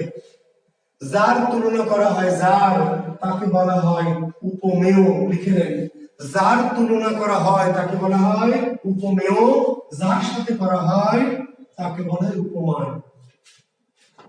এটাকে বলা হয় প্রত্যক্ষ, কি বলা হয়? প্রত্যক্ষ। আর এটাকে বলা হয় কি? পরোক্ষ। শিক্ষার্থী বন্ধুরা, উপমিত কর্মধারে যার তুলনা করা হয় যার সাথে, তো যার তুলনা করা হয় তাকে বলে প্রত্যক্ষ বা উপমেয়, আর যার সাথে করা হয় তাকে বলে পরোক্ষ বা উপমান। সিংহ পুরুষ, সিংহ পুরুষ, তাহলে এখানে তুলনা করা হয়েছে কার? তুলনা করা হয়েছে কার? পুরুষের। তাহলে পুরুষ হচ্ছে প্রত্যক্ষ উপমেয়। আর কার সাথে করা হয়েছে? সিংহের সাথে। তাহলে সিংহ হচ্ছে কি উপমান বা পরোক্ষ। যার তুলনা করা হয়, যার, সে হচ্ছে উপমেয়, আর যার সাথে করা হয় সে হচ্ছে কি উপমান। তো এই জিনিসটা যখন ব্যাস বাক্য করবেন তখন ন্যায় মাঝে না শেষে, এটা নির্ভর করবে যে আপনি উপমাটা, তুলনাটা ঠিক আছে কিনা। তাহলে কি বলবেন? এইভাবে বলবেন, মুখ চন্দ্রের ন্যায়, মুখ চন্দ্রের ন্যায়। অথবা বলা যাবে চন্দ্রের ন্যায় মুখ। ন্যায় মাঝে দিতে পারবেন, কেমনে? চন্দ্রের ন্যায় মুখ, চন্দ্রের ন্যায় মুখ, মুখকে তুলনা চন্দ্রের সাথে। অথবা বলতে পারবেন কি মুখ চন্দ্রের ন্যায়। মিনিংটা যদি ঠিক থাকে, তুলনাটা যদি ঠিক থাকে, তাহলে আপনি কি করতে পারবেন? দুই ভাবেই ন্যায় মাঝে বা শেষে দিয়ে। কিন্তু আপনি যদি বলেন যে কি, যদি বলেন যে চন্দ্র মুখের ন্যায়, চন্দ্র মুখের ন্যায়, তাও হবে না। কিংবা যদি বলেন মুখের ন্যায়, তাও হবে না।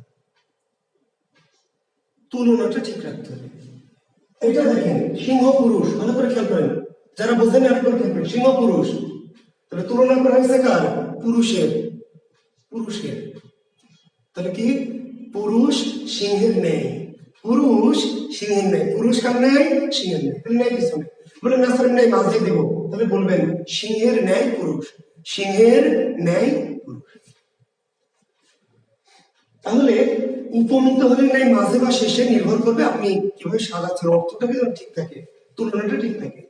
আর উপমান হলে আপনার আর কোনো কাহিনী নেই, উপমান হলে ন্যায় অলওয়েজ মাঝে, উপমান হলে ন্যায় অলওয়েজ মাঝে, উপমিত হলে ন্যায় মাঝে বা শেষে দিবেন, কিন্তু আপনাকে অর্থটা, তুলনাটা ঠিক রাখতে হবে। আর রূপক যদি হয় তাহলে মাঝখানে রূপ, যদি বুঝেন রূপক, রূপক কর্মধারায়, তাহলে আপনার কোনো কাহিনী নেই, মাঝখানে শুধু রূপ। তাহলে মন মাঝি, মন রূপ মাঝি, প্রাণ পাখি, প্রাণ রূপ পাখি, মায়াডোর, মায়ের রূপ ডোর, বিষাদ সিন্ধু, বিষাদ রূপ। যদি বুঝেন রূপক তাহলে মাঝখানে শুধু রূপ, যদি বুঝেন উপমান তাহলে মাঝখানে শুধু ন্যায়, যদি বুঝেন উপমিত তাহলে ন্যায়টা মাঝে বা শেষে হতে পারবে, কিন্তু আপনাকে তুলনাটাকে কি ঠিক রাখতে হবে। তো থ্যাংক ইউ এই প্রশ্নটি করার জন্য, কারণ আমি এই ব্যাখ্যা ক্লাস দিলে আপনাদের সুবিধা হবে নিশ্চয়ই। জি থ্যাংক ইউ। ভালো প্রশ্ন করবেন, ভালো লাগবে উত্তর দেব, অগামগা প্রশ্ন করলে টাইম নষ্ট করবেন। জি থ্যাংক ইউ। অব্যয়ভাবে আমরা আছি, নিশ্চয়ই সংজ্ঞাটি আপনারা লিখেছেন।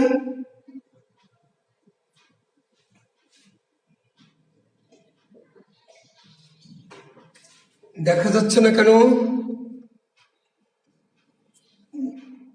সারোয়ার জাহান দেখা যাচ্ছে না?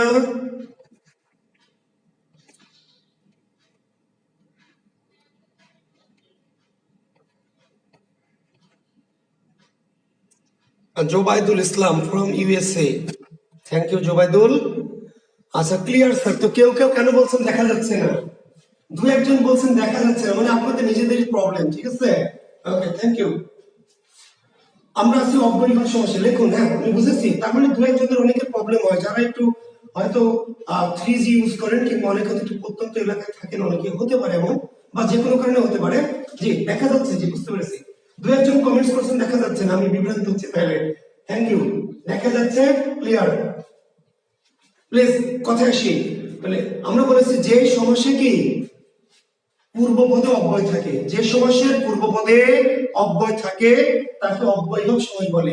শিক্ষার্থী বন্ধুরা, যে সমাসের পূর্বপদে অব্যয় থাকে তাকে অব্যয়ভাব সমাস বলে। এখন দেখেন একটি অব্যয় হলো এবং, এবং একটি অব্যয়, কিন্তু একটা অব্যয়, সুতরাং একটা অব্যয়, নতুবা একটা অব্যয়, বরং একটা অব্যয়, ও একটা অব্যয়, আর একটা অব্যয়, এত অব্যয়। এখন বলেন তো এবং দিয়ে কোন শব্দ শুরু হয়েছে, আমরা একটা বলেন তো এবং দিয়ে শুরু হয়েছে, এবং দিয়ে শুরু হয়েছে এমন কোন সমাজ ভাবেন তো এবং দিয়ে শুরু হয়েছে? অব্যয়ভাব সমাস অব্যয় দিয়ে শুরু হবে, তাই বলেছি তো।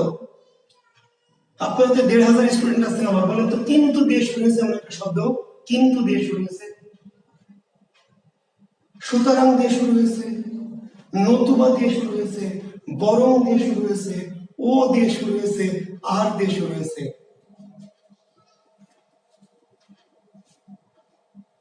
এমন কোন আছে? বলেন।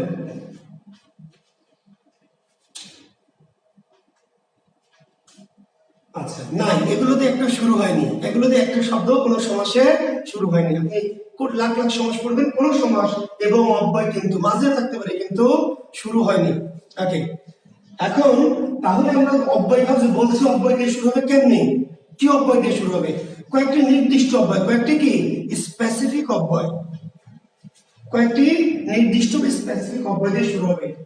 অব্যয় কিন্তু অনেক আছে, শত শত আছে, সকল অব্যয় দিয়ে অব্যয়ভাব শুরু হয় না, অল্প কয়েকটা অব্যয় দিয়ে। কি কি অব্যয় লিখে নেন? অব্যয়গুলো হলো আ, তারপরে উপ, তারপরে অনু, তারপরে প্রতি, হর, ফি এবং যথা। শিক্ষার্থী বন্ধু অবশ্যই লিখে নেবেন আ, উপ, অনু, প্রতি, হর, ফি এবং যথা।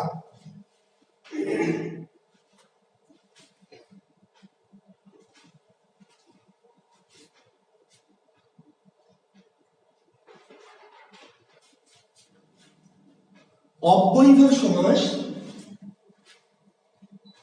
অব্যয় দিয়ে শুরু হবে, কিন্তু সকল অব্যয় দেয় না, কয়েকটা নির্দিষ্ট, কয়েকটি সার্টেন অব্যয় দিয়ে, অল্প কয়েকটি একদম ডেফিনেট নির্দিষ্ট কয়েকটি অব্যয় দিয়ে। কি কি অব্যয় সেগুলো? আ, উপ, অনু, প্রতি, হর, ফি এবং যথা। তার মানে খুবই সিম্পল, খুবই সহজ কৌশল। যখন আপনি কোনো একটি সমাস দেখছেন শুরু হয়েছে কি দিয়ে, আ দিয়ে বা উপ দিয়ে বা অনু দিয়ে বা প্রতি দিয়ে, হর দিয়ে, ফি দিয়ে, যথা দিয়ে, তাহলে আপনি এগুলো তাকিয়ে, ওই যে বলেছি তাকাতাকি মেথড, গেজিং মেথড, ম্যাজিক্যাল তাকাবেন। পরীক্ষায় ধরেন, পরীক্ষায় শব্দ দিয়েছে যথা কি রীতি, পরীক্ষায় দিয়েছে যথা বিধি, পরীক্ষায় দিয়েছে যথা শিক্ষা, পরীক্ষায় দিয়েছে যথা শাস্ত্র, পরীক্ষায় দিয়েছে যথা সময়, পরীক্ষায় দিয়েছে যথা কি সাধ্য, পরীক্ষায় দিয়েছে যথা কি যথাশাস্ত্র শিক্ষা সময়, যথার্থ। তাহলে আপনি চেহারা তাহলে যথা দিয়ে শব্দ কি এগুলি না আরো আছে? যথা দিয়ে শব্দ কি এগুলি না আরো আছে? বলেন। আরো আছে। কত আছে আপনার জানার দরকার আছে না? কার জানার দরকার আছে? যেই বেটা প্রশ্ন করবে তার, আপনার টাইম নাই, আপনি বলবেন খালি দিয়ে দেখ। যথা দিয়ে যে আমি লিখলাম ৫টি ৭টি শব্দ, কিন্তু যথা দিয়ে কি আছে? এই যে সুবল জনদাস, সুবল বাবারে, উপসর্গ তো আছে স্যার, গড় উপসুবল জলদাস, উপসর্গ গুলো কি অব্যয় না বিশেষ্য না বিশেষণ না সর্বনাম? বল। এগুলো তো উপসর্গ, আমিও জানি। উপসর্গ গুলো কি বিশেষ্য না সর্বনাম না ক্রিয়া? বল। সুবল জল দাস, উপসর্গগুলো কি বিশেষ্য না সর্বনাম না ক্রিয়া? বাবারে উপসর্গগুলো তো একটু অব্যয়, উপসর্গগুলোও তো কি অব্যয়, অনুসর্গগুলোও কি অব্যয়, বুঝেছিস সুবল জল দাস? এগুলো উপসর্গ আমিও জানি রে বাবা, কিন্তু উপসর্গগুলো এক ধরনের অব্যয়, বিশেষ্য না, বিশেষণ না, ক্রিয়া না, সর্বনাম না। উপসর্গগুলো কি অব্যয়, অনুসর্গগুলো অব্যয়, কাজে এগুলি তো উপসর্গ স্যার, তা আমি জানি। আচ্ছা, ওকে, থ্যাংক ইউ। তাহলে যথা দিয়ে আমি যেগুলো লিখে দিয়েছি তার বাইরে আরো মেলা শব্দ আছে যথা দিয়ে, ঠিক আছে? কিন্তু প্রশ্নটা হলো যে সেগুলো আপনি জানেন না, জানার দরকার নাই। পরীক্ষায় এসে যথাশিক্ষা কোন সমাস অব্যয়ভাব, যথাশব্দ কোন সমাস অব্যয়ভাব, যথাশব্দ কোন সমাস অব্যয়ভাব, যথার্থ কোন সমাস অব্যয়ভাব, তাহলে শেষ। কোন অব্যয়ভাব। যদি ব্যাস বাক্য চাই, ব্যাস বাক্য দেখে যে এই গরু মুস্তাফিজুর রহমান লিখছে উপদ্বীপ, এই গরুগুলোকে যে কি করবো? এখন ব্যাস বাক্য কি? যথারীতির ব্যাস বাক্য কি? রীতিকে অতিক্রম না করে, যথাবাদ ব্যাস বাক্য কি? যেটা থাকবে সেটাকে অতিক্রম না করে।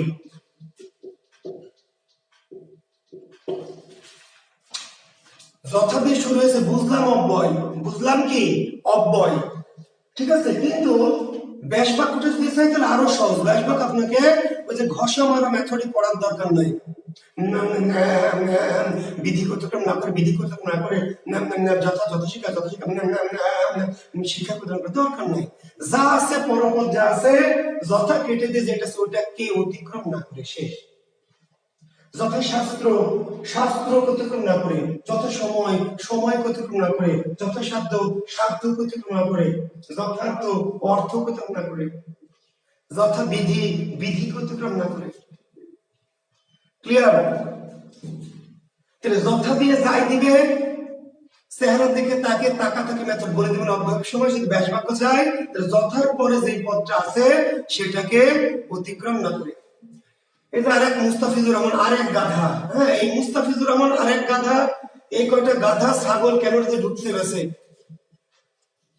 ওই গাধা মুস্তাফিজুর গাধা, এই যে উপ থাকলে যে অব্যয় ভাষাটা লিখলাম না রে গরু, উপদ্বীপকে অব্যয়ভাব সমাস না স্যার করে বদ্ধ, আমি তো লিখলাম যে উপ থাকলে অব্যয়ভাব, তাহলে উপদ্বীপ অব্যয়ভাব না স্যার, এই প্রশ্ন কেন করছিস? এই গাধা মুস্তাফিজুর, তোর প্রশ্ন তো আমি আগেও দেখেছি, আমি তো উত্তর দেইনি যে তোকে বকা দেওয়া লাগবে সেজন্য। আমি যে উপ লিখলাম তাহলে উপদ্বীপ স্যার অব্যয়ভাব সমাস কি না স্যার প্রশ্ন করছিস তো অব্যয়ভাব সমাস, আমি উপদ্বীপে কি উপ নাই? উপদ্বীপের কি শুরু উপ দিয়ে হয়নি? তাহলে অব্যয়ভাব কি না স্যার এই প্রশ্ন কেন করছিস রাধা? উপদ্বীপ তো উপ দিয়ে শুরু হয়েছে, তাহলে অব্যয়ভাব কেন হবে না? তো উপদ্বীপ তো অব্যয়ভাব হবে, তুই প্রশ্ন করছিস কেন তাহলে? অব্যয়ভাবই তো আমি বলছি, তাহলে প্রশ্ন করার দরকার কি রে বাবা? উপ দিয়ে তো আমি 100টা আছে, তাহলে তুই কি আমাকে প্রত্যেকটা জিজ্ঞেস করবে হবে কিনা স্যার? না হবে কেন সেটা বল। অব্যয়ভাব তো হবে আমি বলছি, তাহলে আবার হবে কিনা এই প্রশ্ন করার কি সুযোগ আছে রে বাবা? উপ দিয়ে থাকলে তো অব্যয়ভাব হবে আমি বলেই দিলাম, তাহলে হবে কিনা এই প্রশ্ন আর করা যাবে না তো বাবা, আমি তো বলেই দিয়েছি হবে। উপ থাকলে অব্যয়ভাব হবে বলছি তো, তাহলে হবে কিনা এই কনফিউশনটা কেন আসছে রে বাবা? ফি দিয়ে থাকবে, ফি, দেখেন কি দিয়ে থাকবে? ফি দিয়ে, কি? ফি শোন, ফি হত্যা, ফি রোজ, ফি কি বছর, ফি মাহিনা, ফি দিন, ফি ফি, তাহলে শুরু হবে কি দিয়ে? ফি দিয়ে শুরু হয়েছে, কি দিয়ে? ফি দিয়ে।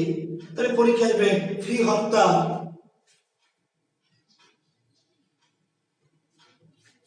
ফি সন, ফি হত্যা, ফি রোজ, ফি বছর, ফি মাহিনা, ফি দিন। তাহলে কোন সমাস? খুবই সিম্পল, কোন সমাস? অব্যয়ভাব। কোন সমাস? অব্যয়ভাব। আমি আপনাদের শুরুতেই বলেছি যে প্রশ্ন করবেন না। প্রশ্ন আপনার, আপনি আমার ক্লাস করবেন, বুঝবেন, যদি না বুঝেন পরে আরো এক দুইবার করে এমনি বুঝে যাবেন। প্রশ্ন করবেন না, তোমরা ঝামেলা নেই। অব্যয়ভাব ক্লিয়ার। ব্যাস বাক্য কি? পরপদ দুইবার। পরপদ কি? দুইবার। ঝামেলা শেষ। ফি দিয়ে শুরু হয়েছে কোন সমাস? অব্যয়ভাব। ঝামেলা শেষ। আর যদি ব্যাস বাক্য চাই, তাহলে ব্যাস বাক্য চাইলে কি? ব্যাস বাক্য চাইলে পরপদ দুইবার। ফিরোজ ব্যাস বাক্য কি? রোজ রোজ। ফি বছর, বছর বছর। ফি মাহিনা, মাহিনা মানে ভীষণ, শন শন। ফি বছর কি? বছর বছর। ফি দিন, দিন দিন। ফিরা, রাত রাত। ক্লিয়ার। ফি দিয়ে শুরু হলে অব্যয়ভাব, ব্যাস বাক্য পরপদ দুইবার। হর দিয়ে, হর শুরু হবে কি দিয়ে? হর দিয়ে। কেমন হর দিয়ে? যেমন আপনাকে হয়তো বলবে কি হর রোজ, তারপরে হর হামেশা, হর গিজ, হর দাম, হর তাল। দেখবেন অনেক অনেক সালের কোশ্চেন, অ্যাডমিশনের যারা আছেন অ্যাডমিশন টেস্ট দিবেন, আপনি অনেক সালের কোশ্চেন পিছনের বছরগুলি খুঁজবেন। এই যে আবার বণিকা রানী, হ্যাঁ, এই যে কই থেকে এগুলো ঝামেলা। আচ্ছা, কি? অব্যয়ভাব সমাস। ঠিক আছে, হর কিসিম, জি হর কিসিম, হর মাহিনা, হ্যাঁ। তাহলে হর দিয়ে কি শব্দ এগুলো না আরো আছে? আরো থাকতে পারে, থাকুক গা। যত হর দিয়ে আছে সবইকে আমি লিখে দিব আর আপনি সবই মুখস্থ করবেন? না, দরকার নাই। আমার কোনো শব্দ লেখারই দরকার নেই, মুখস্থ। আমি শুধু মনে রাখবো হর দিয়ে যদি শুরু হয় ঝামেলা শেষ। সেটা হর দম হোক, হর কিসিম হোক, হর হামেশা হোক, হর রোজ হোক, হর তাল হোক, যা খুশি তাই হোক, কোন সময় অব্যয়ভাব। ব্যাস বাক্য কি? রোজ রোজ, পরপদ দুইবার। ব্যাস বাক্য কি? পরপদ দুইবার। হর হামেশা, হামেশা হামেশা। হর গিজ, গিজ গিজ। হর দম, দম দম। তবে দু একটি বইয়ে দম দম না বলে বলা আছে কি দমে দমে। কেন? শব্দটি শুনতে যেতে শ্রুতি মুদ্রায় বিভক্তি লাগিয়ে দিয়েছে। পরপর দুইবার আসলে হরদম, দম দম হওয়ার কথা, কিন্তু দম দম শুনতে আমাদের কানে একটু শ্রুতি কটু লাগে, ফলে একটু বিভক্তি লাগিয়ে দিয়ে বলা হয়েছে কি দমে দমে। হর তাল, তালে তালে, তালে তালে। আর কোন বইয়ে দেওয়া তালের অভাব। তাহলে হরতালের ব্যাস বাক্য কি শিক্ষার্থী বন্ধুরা? হরতালের ব্যাস বাক্য দুই ভাবে হবে, তালে তালে করা যাবে, কিন্তু বেশিরভাগ বইয়ে হরতালের ব্যাস বাক্য দেওয়া আছে তালের কি অভাব, অভাব, তালের অভাব। তো তালের অভাবই হোক আর তালে তালে হোক, ঠিক আছে।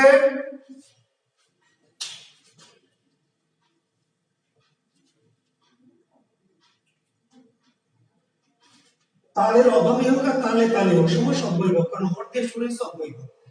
ব্যাস বাক্য তালের অভাব, তা অব্যয়ভাব, তালে তালে হর কিসিম, কিসিম কিসিম। প্রতি দিয়ে শুরু হয়েছে, প্রতি। অনেক শব্দ, এত শব্দ যে লিখে শেষ করা যাবে না। প্রতি দিয়ে, যেমন কি? যেমন ধরেন প্রতিদিন, প্রতিজন, প্রতি রাত, প্রতি বছর, প্রতি সন, প্রতি জন, প্রতি রাত, প্রতিদিন, প্রতি বছর, প্রতি সন।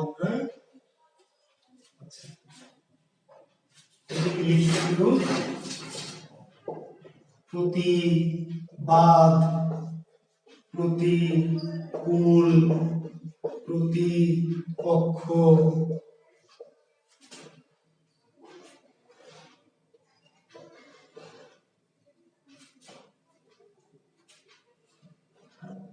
ইত্যাদি। তাহলে শুরু হয়েছে কি দিয়ে? প্রতি দিয়ে। প্রতি, প্রতিদিন, প্রতিজন, প্রতি রাত, প্রতিক্ষণ, প্রতি বছর, প্রতি সন, প্রতিবাদ, প্রতিকূল, প্রতিপক্ষ, প্রতিধ্বনি, প্রত্যুত্তর, অনেক শব্দ আছে প্রতি দিয়ে। তাহলে ব্যাস বাক্য কি? প্রতি ক্লাস। তাহলে ব্যাস বাক্য, তাহলে আমরা বুঝলাম অব্যয়ভাব। প্রতি দিয়ে শুরু হয়েছে মানে কি অব্যয়ভাব। ব্যাস বাক্য কি? ব্যাস বাক্য প্রতিদিন, দিন দিন, পরপর দুইবার। প্রতিদিন, দিন দিন। প্রতিজন, জন জন। তো জন জন না বলে ব্যাকরণ বলেছে জনে জনে। জি, এই যে প্রতিক্ষণ, অব্যয়ভাব সমাস, সমাসটা অব্যয়ভাব, কারণ প্রতি দিয়ে শুরু হয়েছে। ব্যাস বাক্য ক্ষণ ক্ষণ না বলে আমরা বলছি কি ক্ষণে ক্ষণে। কেন বলছে পরপর দুইবার, কিন্তু বিভক্তি লাগিয়েছে কেন? যেই শব্দটা শুনতে কি একটু শ্রুতি কপি শোনায়, বিভক্তি লাগিয়ে দিলে মধুর হয়। প্রতিশন, এটা হয় শনে শনে না, প্রতিশন কি শন শন, প্রতি বছর, বছর বছর, প্রতি রাত, রাত রাত, বা কোনো মেয়েদের রাতে রাতে। বিভক্তি লাগিয়ে শব্দটাকে শ্রুতি মধুর করা হলে একটু মোলায়েম করা হবে, বুঝতে পারলেন? পরপর দুইবার, কিন্তু কোনো কোনো ক্ষেত্রে একটু বিভক্তি লাগিয়ে মোলায়েম করছে। এখন এদিকে দেখেন প্রতিবাদ, তখন আবার বাদ বাদ না, প্রতিবাদ বাদ বাদ না, প্রতিবাদ কি লিখে নেন বিরুদ্ধবাদ, প্রতিবাদ কি বিরুদ্ধবাদ, একটু ব্যাস বাক্যগুলি আলাদা। সমাস কিন্তু অব্যয়ভাব, কারণ প্রতি আছে, প্রতি থাকলে সমাস অব্যয়ভাব, তাতে সন্দেহ নেই। ব্যাস বাক্য কোনো কোনো ক্ষেত্রে একটু আলাদা। কেন ব্যাস বাক্য আলাদা? ব্যাস বাক্য মানে হচ্ছে শব্দটার ব্যাখ্যা বিশ্লেষণ, অর্থ অনুযায়ী, অর্থ অনুযায়ী। সমাস নির্ণয় হলো চেহারা দেখে, কিন্তু ব্যাস বাক্য মানে শব্দটাকে কি বিশ্লেষণ, কিন্তু অর্থ অনুযায়ী। তাহলে প্রতিবাদ বিরুদ্ধবাদ, বিরুদ্ধবাদ, প্রতিকূল কি কুলের বিপরীত, কুলের কি বিপরীত, কুলের বিপরীত। প্রতিপক্ষ বিরুদ্ধ পক্ষ বা বিপরীত পক্ষ, প্রতিধ্বনি ধ্বনির অনুরূপ, ধ্বনির কি অনুরূপ। প্রতিকূল যে কুলের বিপরীত, আমি লিখে দিয়েছি, আপনার লিখতে হবে না, আমি তো লিখে দিচ্ছি।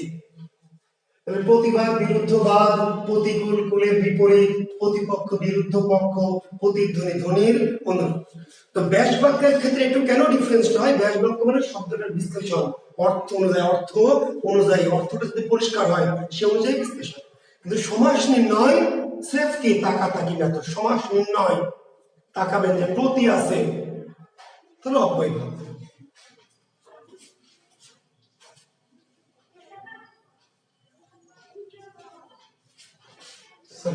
হ্যাঁ, আপনারা যারা লিখতে পারেননি লিখে নেন, কুলের কি বিপরীত, বিরুদ্ধ পক্ষ, ধ্বনির অনুরূপ।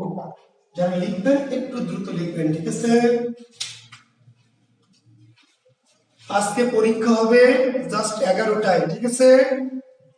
আমি ক্লাস যখনই শেষ করি, যখন খুশি তখন শেষ করবো, কিন্তু পরীক্ষা হবে কি জাস্ট 11টায়।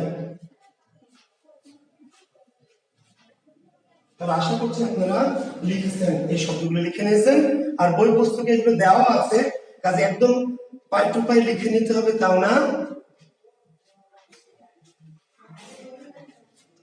এই গরুগুলি কোনোভাবেই বোঝে না, এমনই গরু, প্রশ্ন করতেই আছে, প্রশ্ন করতেই আছে। প্রতিশোধ, শোধের বিপরীত। মহিনুদ্দিন, প্রতিশোধ শোধের কি বিপরীত, শোধের বিপরীত। তুবা, হর হামেশা, বাবা হামেশা হামেশা, পরপদ দুইবার, পরপদ দুইবার, হর থাকলে পরপদ দুইবার। আচ্ছা, আমরা অনু দিয়ে বলেছি, অনু দিয়ে, অনুক্ষণ, অনুদিন, অনু, ঠিক আছে, ভব, অনুগমন, অনুসরণ ইত্যাদি। সমাসের উপর পরীক্ষা হবে, সমাসের যতটুকু আলোচনা করেছি তার উপর পরীক্ষা। তাহলে অনু দিয়ে শুরু হলে কি অব্যয়ভাব, অনু দিয়ে, অনুক্ষণ, ক্ষণ ক্ষণ, অনুদিন, দিন দিন, অনুক্ষণ, ক্ষণ ক্ষণ, অনুদিন, দিন দিন।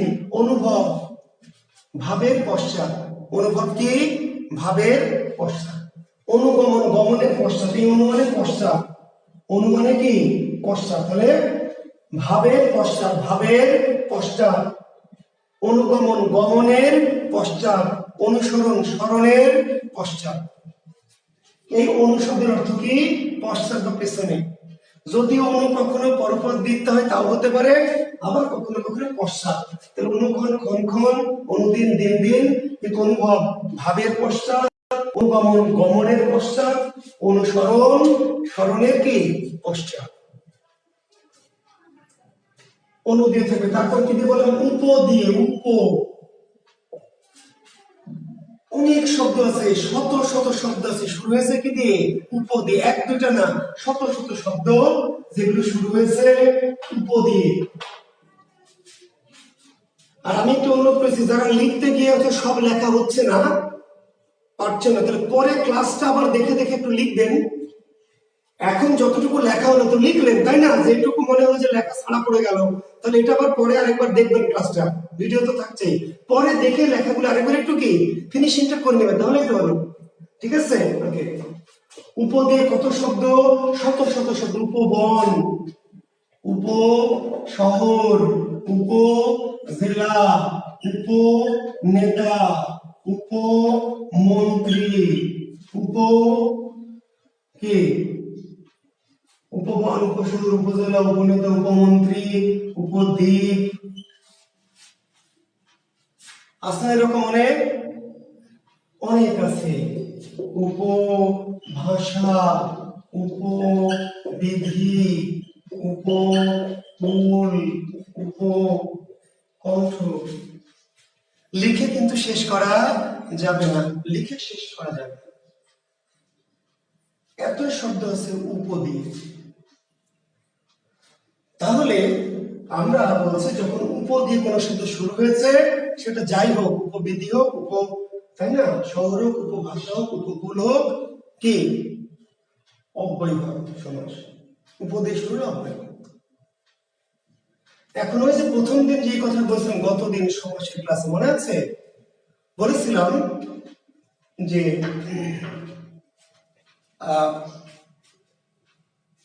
সমাস হচ্ছে উপদেশ হলো অব্যয়।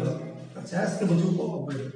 এখন বললাম যে কেউ কেউ কেন 5 বছর পরে বা 10 বছর পরে কেন সমাস পাবে না, গতদিন মনে আছে যে 30 বছর পড়ছে, 25 বছর পড়ছে, তাও বলছে ওরা সমাস তো তোরে আজও চিনতে পারলাম না, মনে আছে না? কেন? যারা পড়ুয়া তারা কেন ধরা খায়, যারা না বুঝে পড়ে। বুঝায় আপনাকে, এই যে পড়েছে, মুখস্থ করেছে, উপবন, উপবন, অব্যয়, অব্যয়, উপজেলা, উপজেলা, জেলা, জেলা, জেলা সাথে জেলা অব্যয়, উপভাষা, উপভাষা, উপভাষা, ভাষা, ভাষা, ভাষা সাথে ভাষা, অব্যয়, অব্যয়, উপসর, উপসর। পরীক্ষা এগুলো আসেনি, যা পড়েছে একটা আসেনি। পরীক্ষা এসছে কি? পরীক্ষা এসছে উপপত্নী, পরীক্ষায় এসছে উপপত্নী। হ্যাঁ, এই শব্দটা এইবার ওই যে মুখস্থ করে মাল ওই সিট পটাং হয়ে গেছে। বলছে স্যার এই উপপত্নী কি স্যার? উপপত্নী কি স্যার? আমি তো স্যার এত পড়লাম, একটাও তো কমন পাইলাম না। উপপত্নী আবার কি জিনিস? আপনার কি বোঝার দরকার আছে উপপত্নী কি জিনিস? আপনাকে জিজ্ঞেস করেছে উপপত্নী মানে কি, উপপত্নী কি জিজ্ঞেস করেছে ভাই? আপনাকে জিজ্ঞেস করেছে উপপত্নী কোন সমাস? ওটা উপপত্নী যা খুশি তাই হোক গা, কোন সমাস আপনি উত্তর দেবেন অব্যয় ভাব। কেন? সামনে উপ আছে, উপপত্নী না দিয়ে পরীক্ষা যদি উপপেত্নী দেয়, তাহলে কি আপনার কোনো সমস্যা আছে? উপপত্নী দিক, উপপেত্নী দিক, উপশাকস্তনী দিক, উপডাইনি দিক, উপভূত দিক, যা খুশি দিক, শুরু হয়েছে আমার কি দিয়ে? উপ দিয়ে। আমার কমন পাওয়ার কোনো দরকার নাই, কমন পাওয়ার কোনো দরকার নাই। ক্লিয়ার? উপ দিয়ে শুরু হয়েছে, আপনার বলেছে কোন সমাস, আপনি বলবেন অব্যয় সমাস, ঝামেলা শেষ। ক্লিয়ার? হ্যাঁ।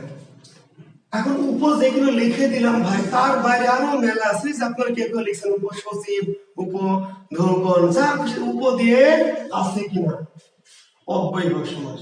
আচ্ছা, ব্যাস বাক্য কি? সদৃশ। ব্যাস বাক্য সদৃশ। উপবন, তাহলে বলবেন বনের কি সদৃশ, সদৃশ। উপশহর, শহরের সদৃশ, জেলার সদৃশ, নেতার সদৃশ, মন্ত্রীর সদৃশ, দ্বীপের সদৃশ, পত্নীর সদৃশ, পেত্নীর সদৃশ, ভাষার সদৃশ, বিধির সদৃশ, কুলের সদৃশ, কণ্ঠের সদৃশ। না, এই দুটি সদৃশ না, দুটো মাল আছে সদৃশ। উপকূল বলবেন কুলের সমীপে, কুলের কি সমীপে। উপকণ্ঠ বলবেন কণ্ঠের সমীপে। উপ দিয়ে থাকলে ব্যাস বাক্য কি সদৃশ। কোন কোন ভাই সদৃশ না দিয়ে লেখা আছে অনুরূপ। ভাই সদৃশ না দিয়ে ব্যাস বাক্য আছে অনুরূপ। সদৃশ মানে কি? সদৃশ মানে অনুরূপ, অনুরূপ, মতো, মতো। বুঝতে পারলেন? উপজেলা জেলার সদৃশ, উপশহর শহরের সদৃশ, মন্ত্রীর সদৃশ, সদৃশ বা অনুরূপ, অনুরূপ মানে কি সদৃশ। তাহলে একজন বলছে স্যার উপপত্নী কি স্যার, একই যদি বুঝতে চান তাহলে ভিন্ন কথা। উপপত্নী প্রতিদিনই তো নিয়ে ঘোরেন, ওই যে কালকে যেই মাল নিয়ে ঘুরবেন উপপত্নী, পত্নীর সদৃশ, পত্নীর মতো, পত্নী না কিন্তু যার সাথে পত্নীর মতো আপনি আচরণ করেন সে হলো আপনার উপপত্নী। পত্নী না, পত্নীর কি মতো, মতো যার সাথে পত্নীর মতো আচরণ করা যায় আর কি, সে মালটার নাম হলো উপপত্নী। আগের যুগে রাজা বাদশাদের ছিল, আর এখনকার যুগের কি এই যে আপনাদের মতো রাজকুমারদের আছে, পত্নী বা বউ না কিন্তু বউয়ের মতো কি আচরণ করছে। ক্লিয়ার? উপপত্নী। আর উপকূল আর উপকণ্ঠ এই দুইটা হলো সমীপে, কি সমীপে, উপকূল কুলের সমীপে, উপকণ্ঠ কণ্ঠের সমীপে। আর এর বাইরে যত উপ আছে সব কি সদৃশ, যে সদৃশ অথবা অনুরূপ, অনুরূপ মানে কি সদৃশ।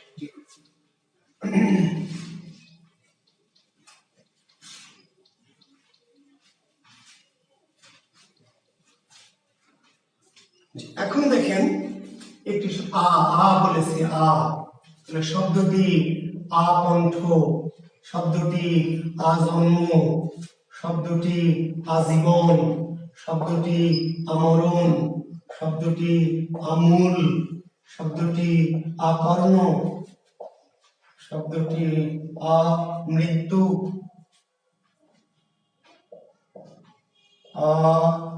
পাদ মস্তক, সমুদ্র হিমাচল, জানু লম্বিত,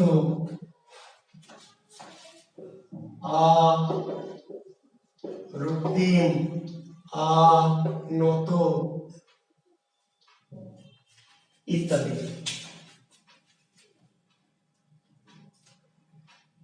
তাহলে আকণ্ঠ, আজন্ম, এখন সে তাহলে উপস্বামী হতে পারে ভাই, উপস্বামী হতে পারে, জি স্বামীর মতো, স্বামী না কিন্তু স্বামীর সদৃশ। জি, তাহলে আমরা আকণ্ঠ, আজীবন, আজন্ম, আমৃত্যু, আমরণ, আমূল, আকর্ণ কোন সমাস? তাহলে অব্যয়ভাব। কোন সমাস? অব্যয়ভাব। কেন অব্যয়ভাব? এই যে যদি বলে আকণ্ঠ শব্দের পূর্বপদ কোনটি, তাহলে হলো পূর্বপদ, কণ্ঠ হলো পরপদ। এই যে অব্যয়ভাব সমাসের সামনের অব্যয়টা কিন্তু পূর্বপদ হয়ে থাকবে। এই ক্ষেত্রে আটাই পূর্বপদ, আটাই পূর্বপদ, অব্যয়টা পূর্বপদ।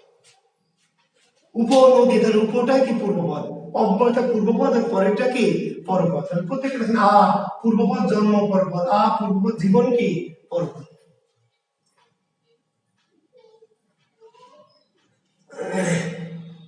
তাহলে আমরা কি করছি এখন? তাহলে এগুলো অব্যয়ভাব সমাস।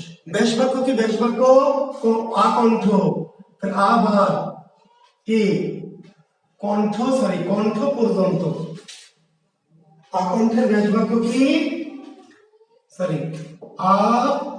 কণ্ঠ, তাহলে আবার কণ্ঠ পর্যন্ত, মানে ইজিক্যাল টু কি পর্যন্ত, কেটে দিয়ে কি করবেন পরে লাগাবেন পর্যন্ত।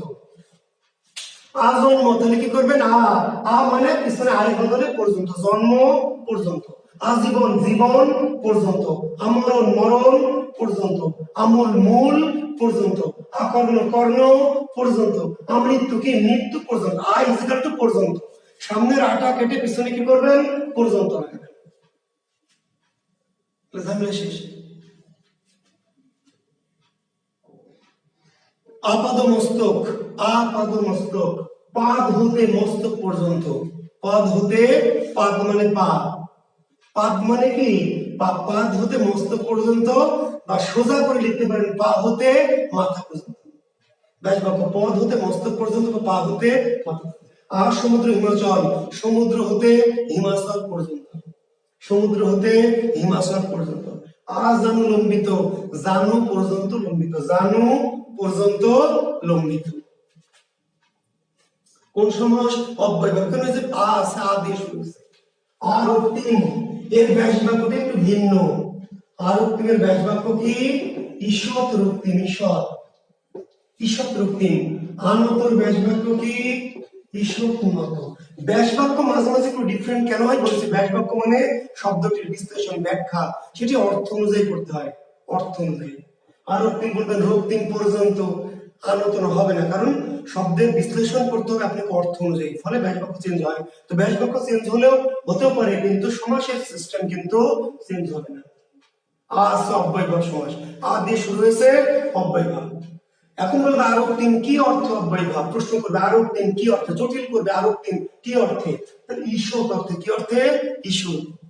যদি বলে আকণ্ঠ কি অর্থে, তাহলে পর্যন্ত অর্থে। নিচের কোনটি পর্যন্ত অর্থ অব্যয়ভাব, কোনটি ঈষৎ অর্থ অব্যয়ভাব, কোনটি সমীপে অর্থ অব্যয়ভাব, কোনটি সদৃশ অর্থে। অর্থাৎ ওই যে ব্যাস বাক্যটা কি অর্থে, আমত কি অর্থ অব্যয়ভাব, ঈষৎ ঈষৎ ঈষৎ মানে অল্প, কিন্তু আমূল কি অর্থে, মূল পর্যন্ত, তাহলে পর্যন্ত অর্থে। ঠিক আছে,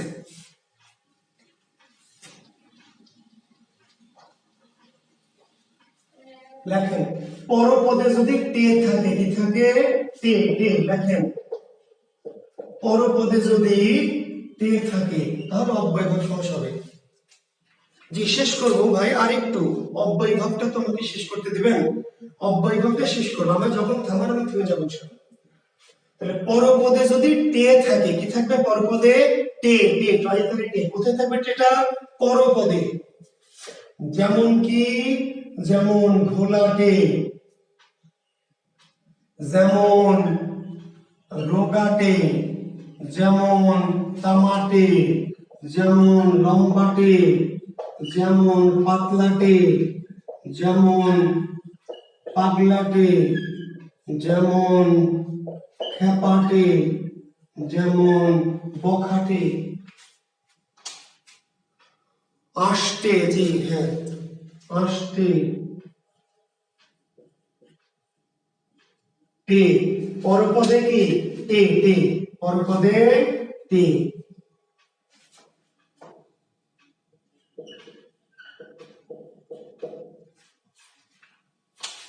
তাহলে পরপদে যদি টে থাকে, পরপদে পিছনে, তাহলে অব্যয়ভাব সমাস হয়ে যায়। ঘোলাটে, তামাটে, রোগাটে, খেপাটে, বখাটে, পাগলাটে, পাতলাটে, মোটাটে, আষ্টে, কোন সমাস, অব্যয়ভাব। কেন ভাই অব্যয়ভাব, ওই যে পিছনে টে আছে, টে। ব্যাস বাক্য কি আরো সহজ, তে ইজিক্যাল টু কি ঈশ্বর, তে ইজিক্যাল টু ঈশ্বর, ঝামেলা শেষ। ঈষৎ ঘোলাটের ব্যাস বাক্য কি, ঈষৎ ঘোলা, ঈষৎ ঘোলা। রোগাটে কি, ঈষৎ রোগা, তামাটে কি, ঈষৎ তামা, লম্বাটে কি, ঈষৎ লম্বা। টে কেটে সামনে কি করবেন, ঈষৎ, ঈষৎ, ঈষৎ মানে অল্প। তাহলে যদি আপনাকে প্রশ্ন করে নিচের কোনটি ঈষৎ অর্থ অব্যয়ভাব, ঈষৎ অর্থে, তাহলে এই যে আনত ঈষৎ অর্থে, আরক্তিম ঈষৎ অর্থে, এবং টে যত আছে সব ঈষৎ অর্থে, বুঝতে পারলেন। এই যে লম্বাটে, পাতলাটে, খেপাটে, বলে কি অর্থ অব্যয়ভাব, ঈষৎ, ঈষৎ, ঈষৎ মানে অল্প। ব্যাস বাক্য মুখস্থ করবেন, পাগলাটে, পাগলাটে, পাগলাটে, ঈষৎ, ঈষৎ পাগলা না। টে মানে কি সামনে শুধু ঈষৎ, টে কেটে টে বাদ দিয়ে সামনে ঈষৎ।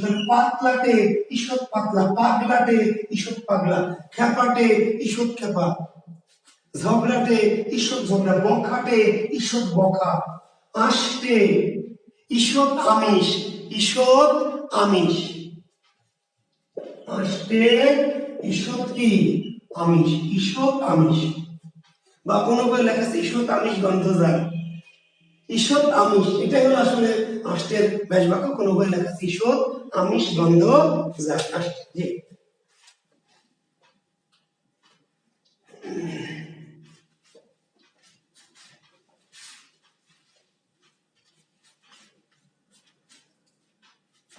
তাহলে এবার ফিনিশিং আসছি, ভালো করে শোনেন, ভালো করে কথা শুনেন। যদি কোন শব্দ শুরু হয় অব্যয় দিয়ে, কি কি অব্যয়, আ, উপ, অনু, প্রতি, হর, ফি, যথা, তাই তো, আ, উপ, অনু, প্রতি, হর, ফি, যথা অব্যয় দিয়ে শুরু হলে, শুরুতে যদি থাকে চিহ্নগুলি কি কি, আ, উপ, অনু, প্রতি, হর, ফি, যথা, তাহলে অব্যয়। শেষে যদি টে থাকে, টে শেষে, ঘোলাটে, তামাটে, রোগাটে, তাহলে অব্যয়।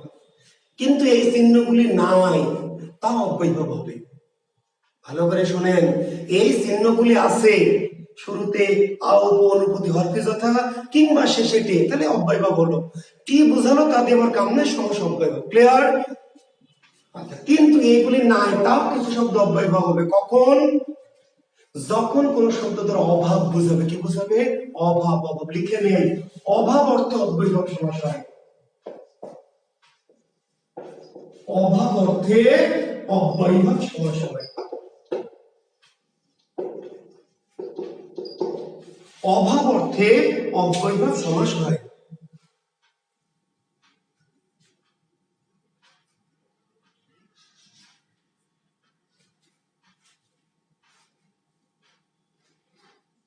অভাব অর্থে অব্যয়ভাব সমাস, বুঝতে পারলেন? অভাব অর্থে, অভাব অর্থ মানে কি? এমন কোন শব্দ যার দ্বারা অভাব বোঝায়, কোনো না কোনো কিছুর অভাব। আমি আবার বলছি, ওই চিহ্নগুলি থাকলে অভাব বোঝানোর দরকার নাই। ওই চিহ্নগুলি থাকলে যা খুশি তাই বোঝাবো অব্যয়ভাব সমাস, ওই চিহ্নগুলি সিম্বলগুলি যদি থাকে। আর ওই চিহ্নগুলি বা সিম্বলগুলি নাই, তারপরেও কোনো কোনো শব্দ অব্যয়ভাব হতে পারবে, ওর বাইরে। কোন ক্ষেত্রে? যদি কোনো শব্দ যার দ্বারা কি অভাব বোঝানো হবে। এখন কোন কোন গরু, গাধা, ছাগল, ভেড়া এই দেশে আছে, মেলাক্ষণ থেকে কমেন্ট করতেছে, স্যার ওই যে নিরামিষ স্যার, ওই যে স্যার হাভাতে স্যার, ওই যে স্যার দুর্ভিক্ষ স্যার। ওরে গরু, আমাকে তো সমাজটা শেষ করতে দিবি। এই কিছু কিছু গরু আছে, আগেই ফাল করে, আগেই খালি কি ফাল করে, আমাকে জায়গা মতো যাইতে দিবে না, আগেই খালি টানে, খালি কি টানে, খালি টানে। আমি তো বলেছি রে বাবা, আমাকে তো আমার লাইন মতো শেষ পর্যন্ত যাইতে দিবে। হ্যাঁ, আমি থাকলাম শুরুতেই, ওরা খালি কমেন্ট করেছে নিরামিষ স্যার, নিরামিষ বাদ গেল স্যার, স্যার হাভাত বাদ গেল স্যার, স্যার ওই যে ইয়ে বাদ গেল স্যার গাদা। আমার ক্লাসের পরে দুনিয়ার কোনো কিছু বাদ থাকবে না। অব্যয়ভাব তো ছোট বাচ্চা সমাস, অব্যয়ভাব তো একটা বাচ্চা। আমি যখন সমাজ পড়ানো শেষ করব, তো গোটা দুনিয়ার কোনো সমাস কি বাদ থাকবে না। আমাকে তো শেষ করতে দিবি, শেষ করতে দিবি না আমাকে কথা। তাহলে এই যে নিরামিষ, বাবা নিরামিষ, তাহলে এখানে আ উপ অনু প্রতি হর কি যথা কিচ্ছু নাই, তারপর অব্যয়ভাব। কেন অব্যয়ভাব বাবা? নিরামিষ দ্বারা কোনো কিছুর অভাব বোঝায়, আমিষের কি অভাব, অভাব। নিরামিষের শব্দটা দ্বারা কোনো না কোনো কিছুর অভাব বোঝায়। গড় মিল, বুঝলেন? এখন এই গড় মিলে যদি আপনি খোঁজেন যে স্যার আ উপ অনু প্রতি হর কি যথা তো নাই, পিছনেও কে নাই, নাই তো নাই, তারপর অব্যয়ভাব হবে। কেন হবে? গড় মিল মানে মিলের কি অভাব। আভাত মানে কি ভাতের অভাব, অভাব, অভাব, অভাব, অভাব। বুঝতে পারলেন? হা ঘর মানে ঘরের কি অভাব। দুর্ভিক্ষ, দুর্ভিক্ষ বাবা, তাহলে দুর্ভিক্ষ দ্বারা কি সমৃদ্ধি বোঝায়, বড়লোকি বোঝায়? দুর্ভিক্ষ দ্বারা কি বোঝায়? ভিক্ষার কি অভাব। তাহলে এমন একটি শব্দ যার দ্বারা কোনো না কোনো কিছুর অভাব বোঝানো হয়েছে। যদি কোনো না কিছুর অভাব বোঝায় কোনো শব্দ দ্বারা, সেখানে চিহ্ন যা খুশি তাই থাক, অভাব বোঝালেই কি, অভাব বোঝালেই অব্যয়ভাব সমাস। ক্লিয়ার? আর একটি এক স্পেশাল শব্দ আছে, এক স্পেশাল, এক স্পেশাল, একদমই ব্যতিক্রম, একদমই স্পেশাল। এই শব্দটা লিখে নেবেন। শব্দটা কি? উদ্বেগ, উদ্বেগ লেখেন। বেলাকে অতিক্রান্ত। বেকার, যে কারের অভাব, হ্যাঁ, তাহলে বেকার কারের অভাব, বেকার তারের অভাব, অভাব বোঝালে কি অব্যয়ভাব। যেই শব্দ দ্বারা কোনো না কোনো অভাব বোঝাবে, তো অব্যয়ভাব। একটি বিশেষ শব্দ আলাদা করে লিখবেন যার সাথে কোনো কৌশলের মিল নাই, কোনো সিস্টেমের মিল। এমন তো থাকতেই পারে, এমন তো বেয়ারা বেয়াদ্দ বা ভিআইপি থাকবেই, যাকে আমরা কোনো কৌশল দিয়ে, টেকনিক দিয়ে, যাকে আমরা কি নিন্দা করতে পারবো না। মানে কি উদ্বেল, বেলাকে অতিক্রান্ত, উদ্বেল বংশবাস অব্যয়ভাব। এখানে অভাবও নাই, আ উপ অনুপ্রতি হর কি যথা নয়, তারপরে কি অব্যয়ভাব। বেলাকে অতিক্রান্ত। তো ইনশাআল্লাহ আমি অব্যয়ভাব শেষ করলাম। জি ইনশাআল্লাহ অব্যয়ভাব শেষ করেছি, তাহলে দ্বন্দ্ব শেষ করেছি, কর্মধারে শেষ করেছি, অব্যয়ভাব শেষ করেছি। ক্লিয়ার? জি আচ্ছা, আগামী দিন আমরা আগামী সোমবারে কি করব? তৎপুরুষ বহুব্রীহি, তৎপুরুষ এবং কি বহুব্রীহি পড়াবো। আর তারপর আরো দুটি ছোট সমাস আছে, প্রাদি এবং নিত্য। ইনশাআল্লাহ চেষ্টা করব আগামী ক্লাসে সমাজটি শেষ করে দিতে। আজকে পরীক্ষা দিবেন। জোহান খান স্যার, বাংলা কোষ বইটি রাজশাহীর কোন কোন লাইব্রেরিতে পাওয়া যাবে?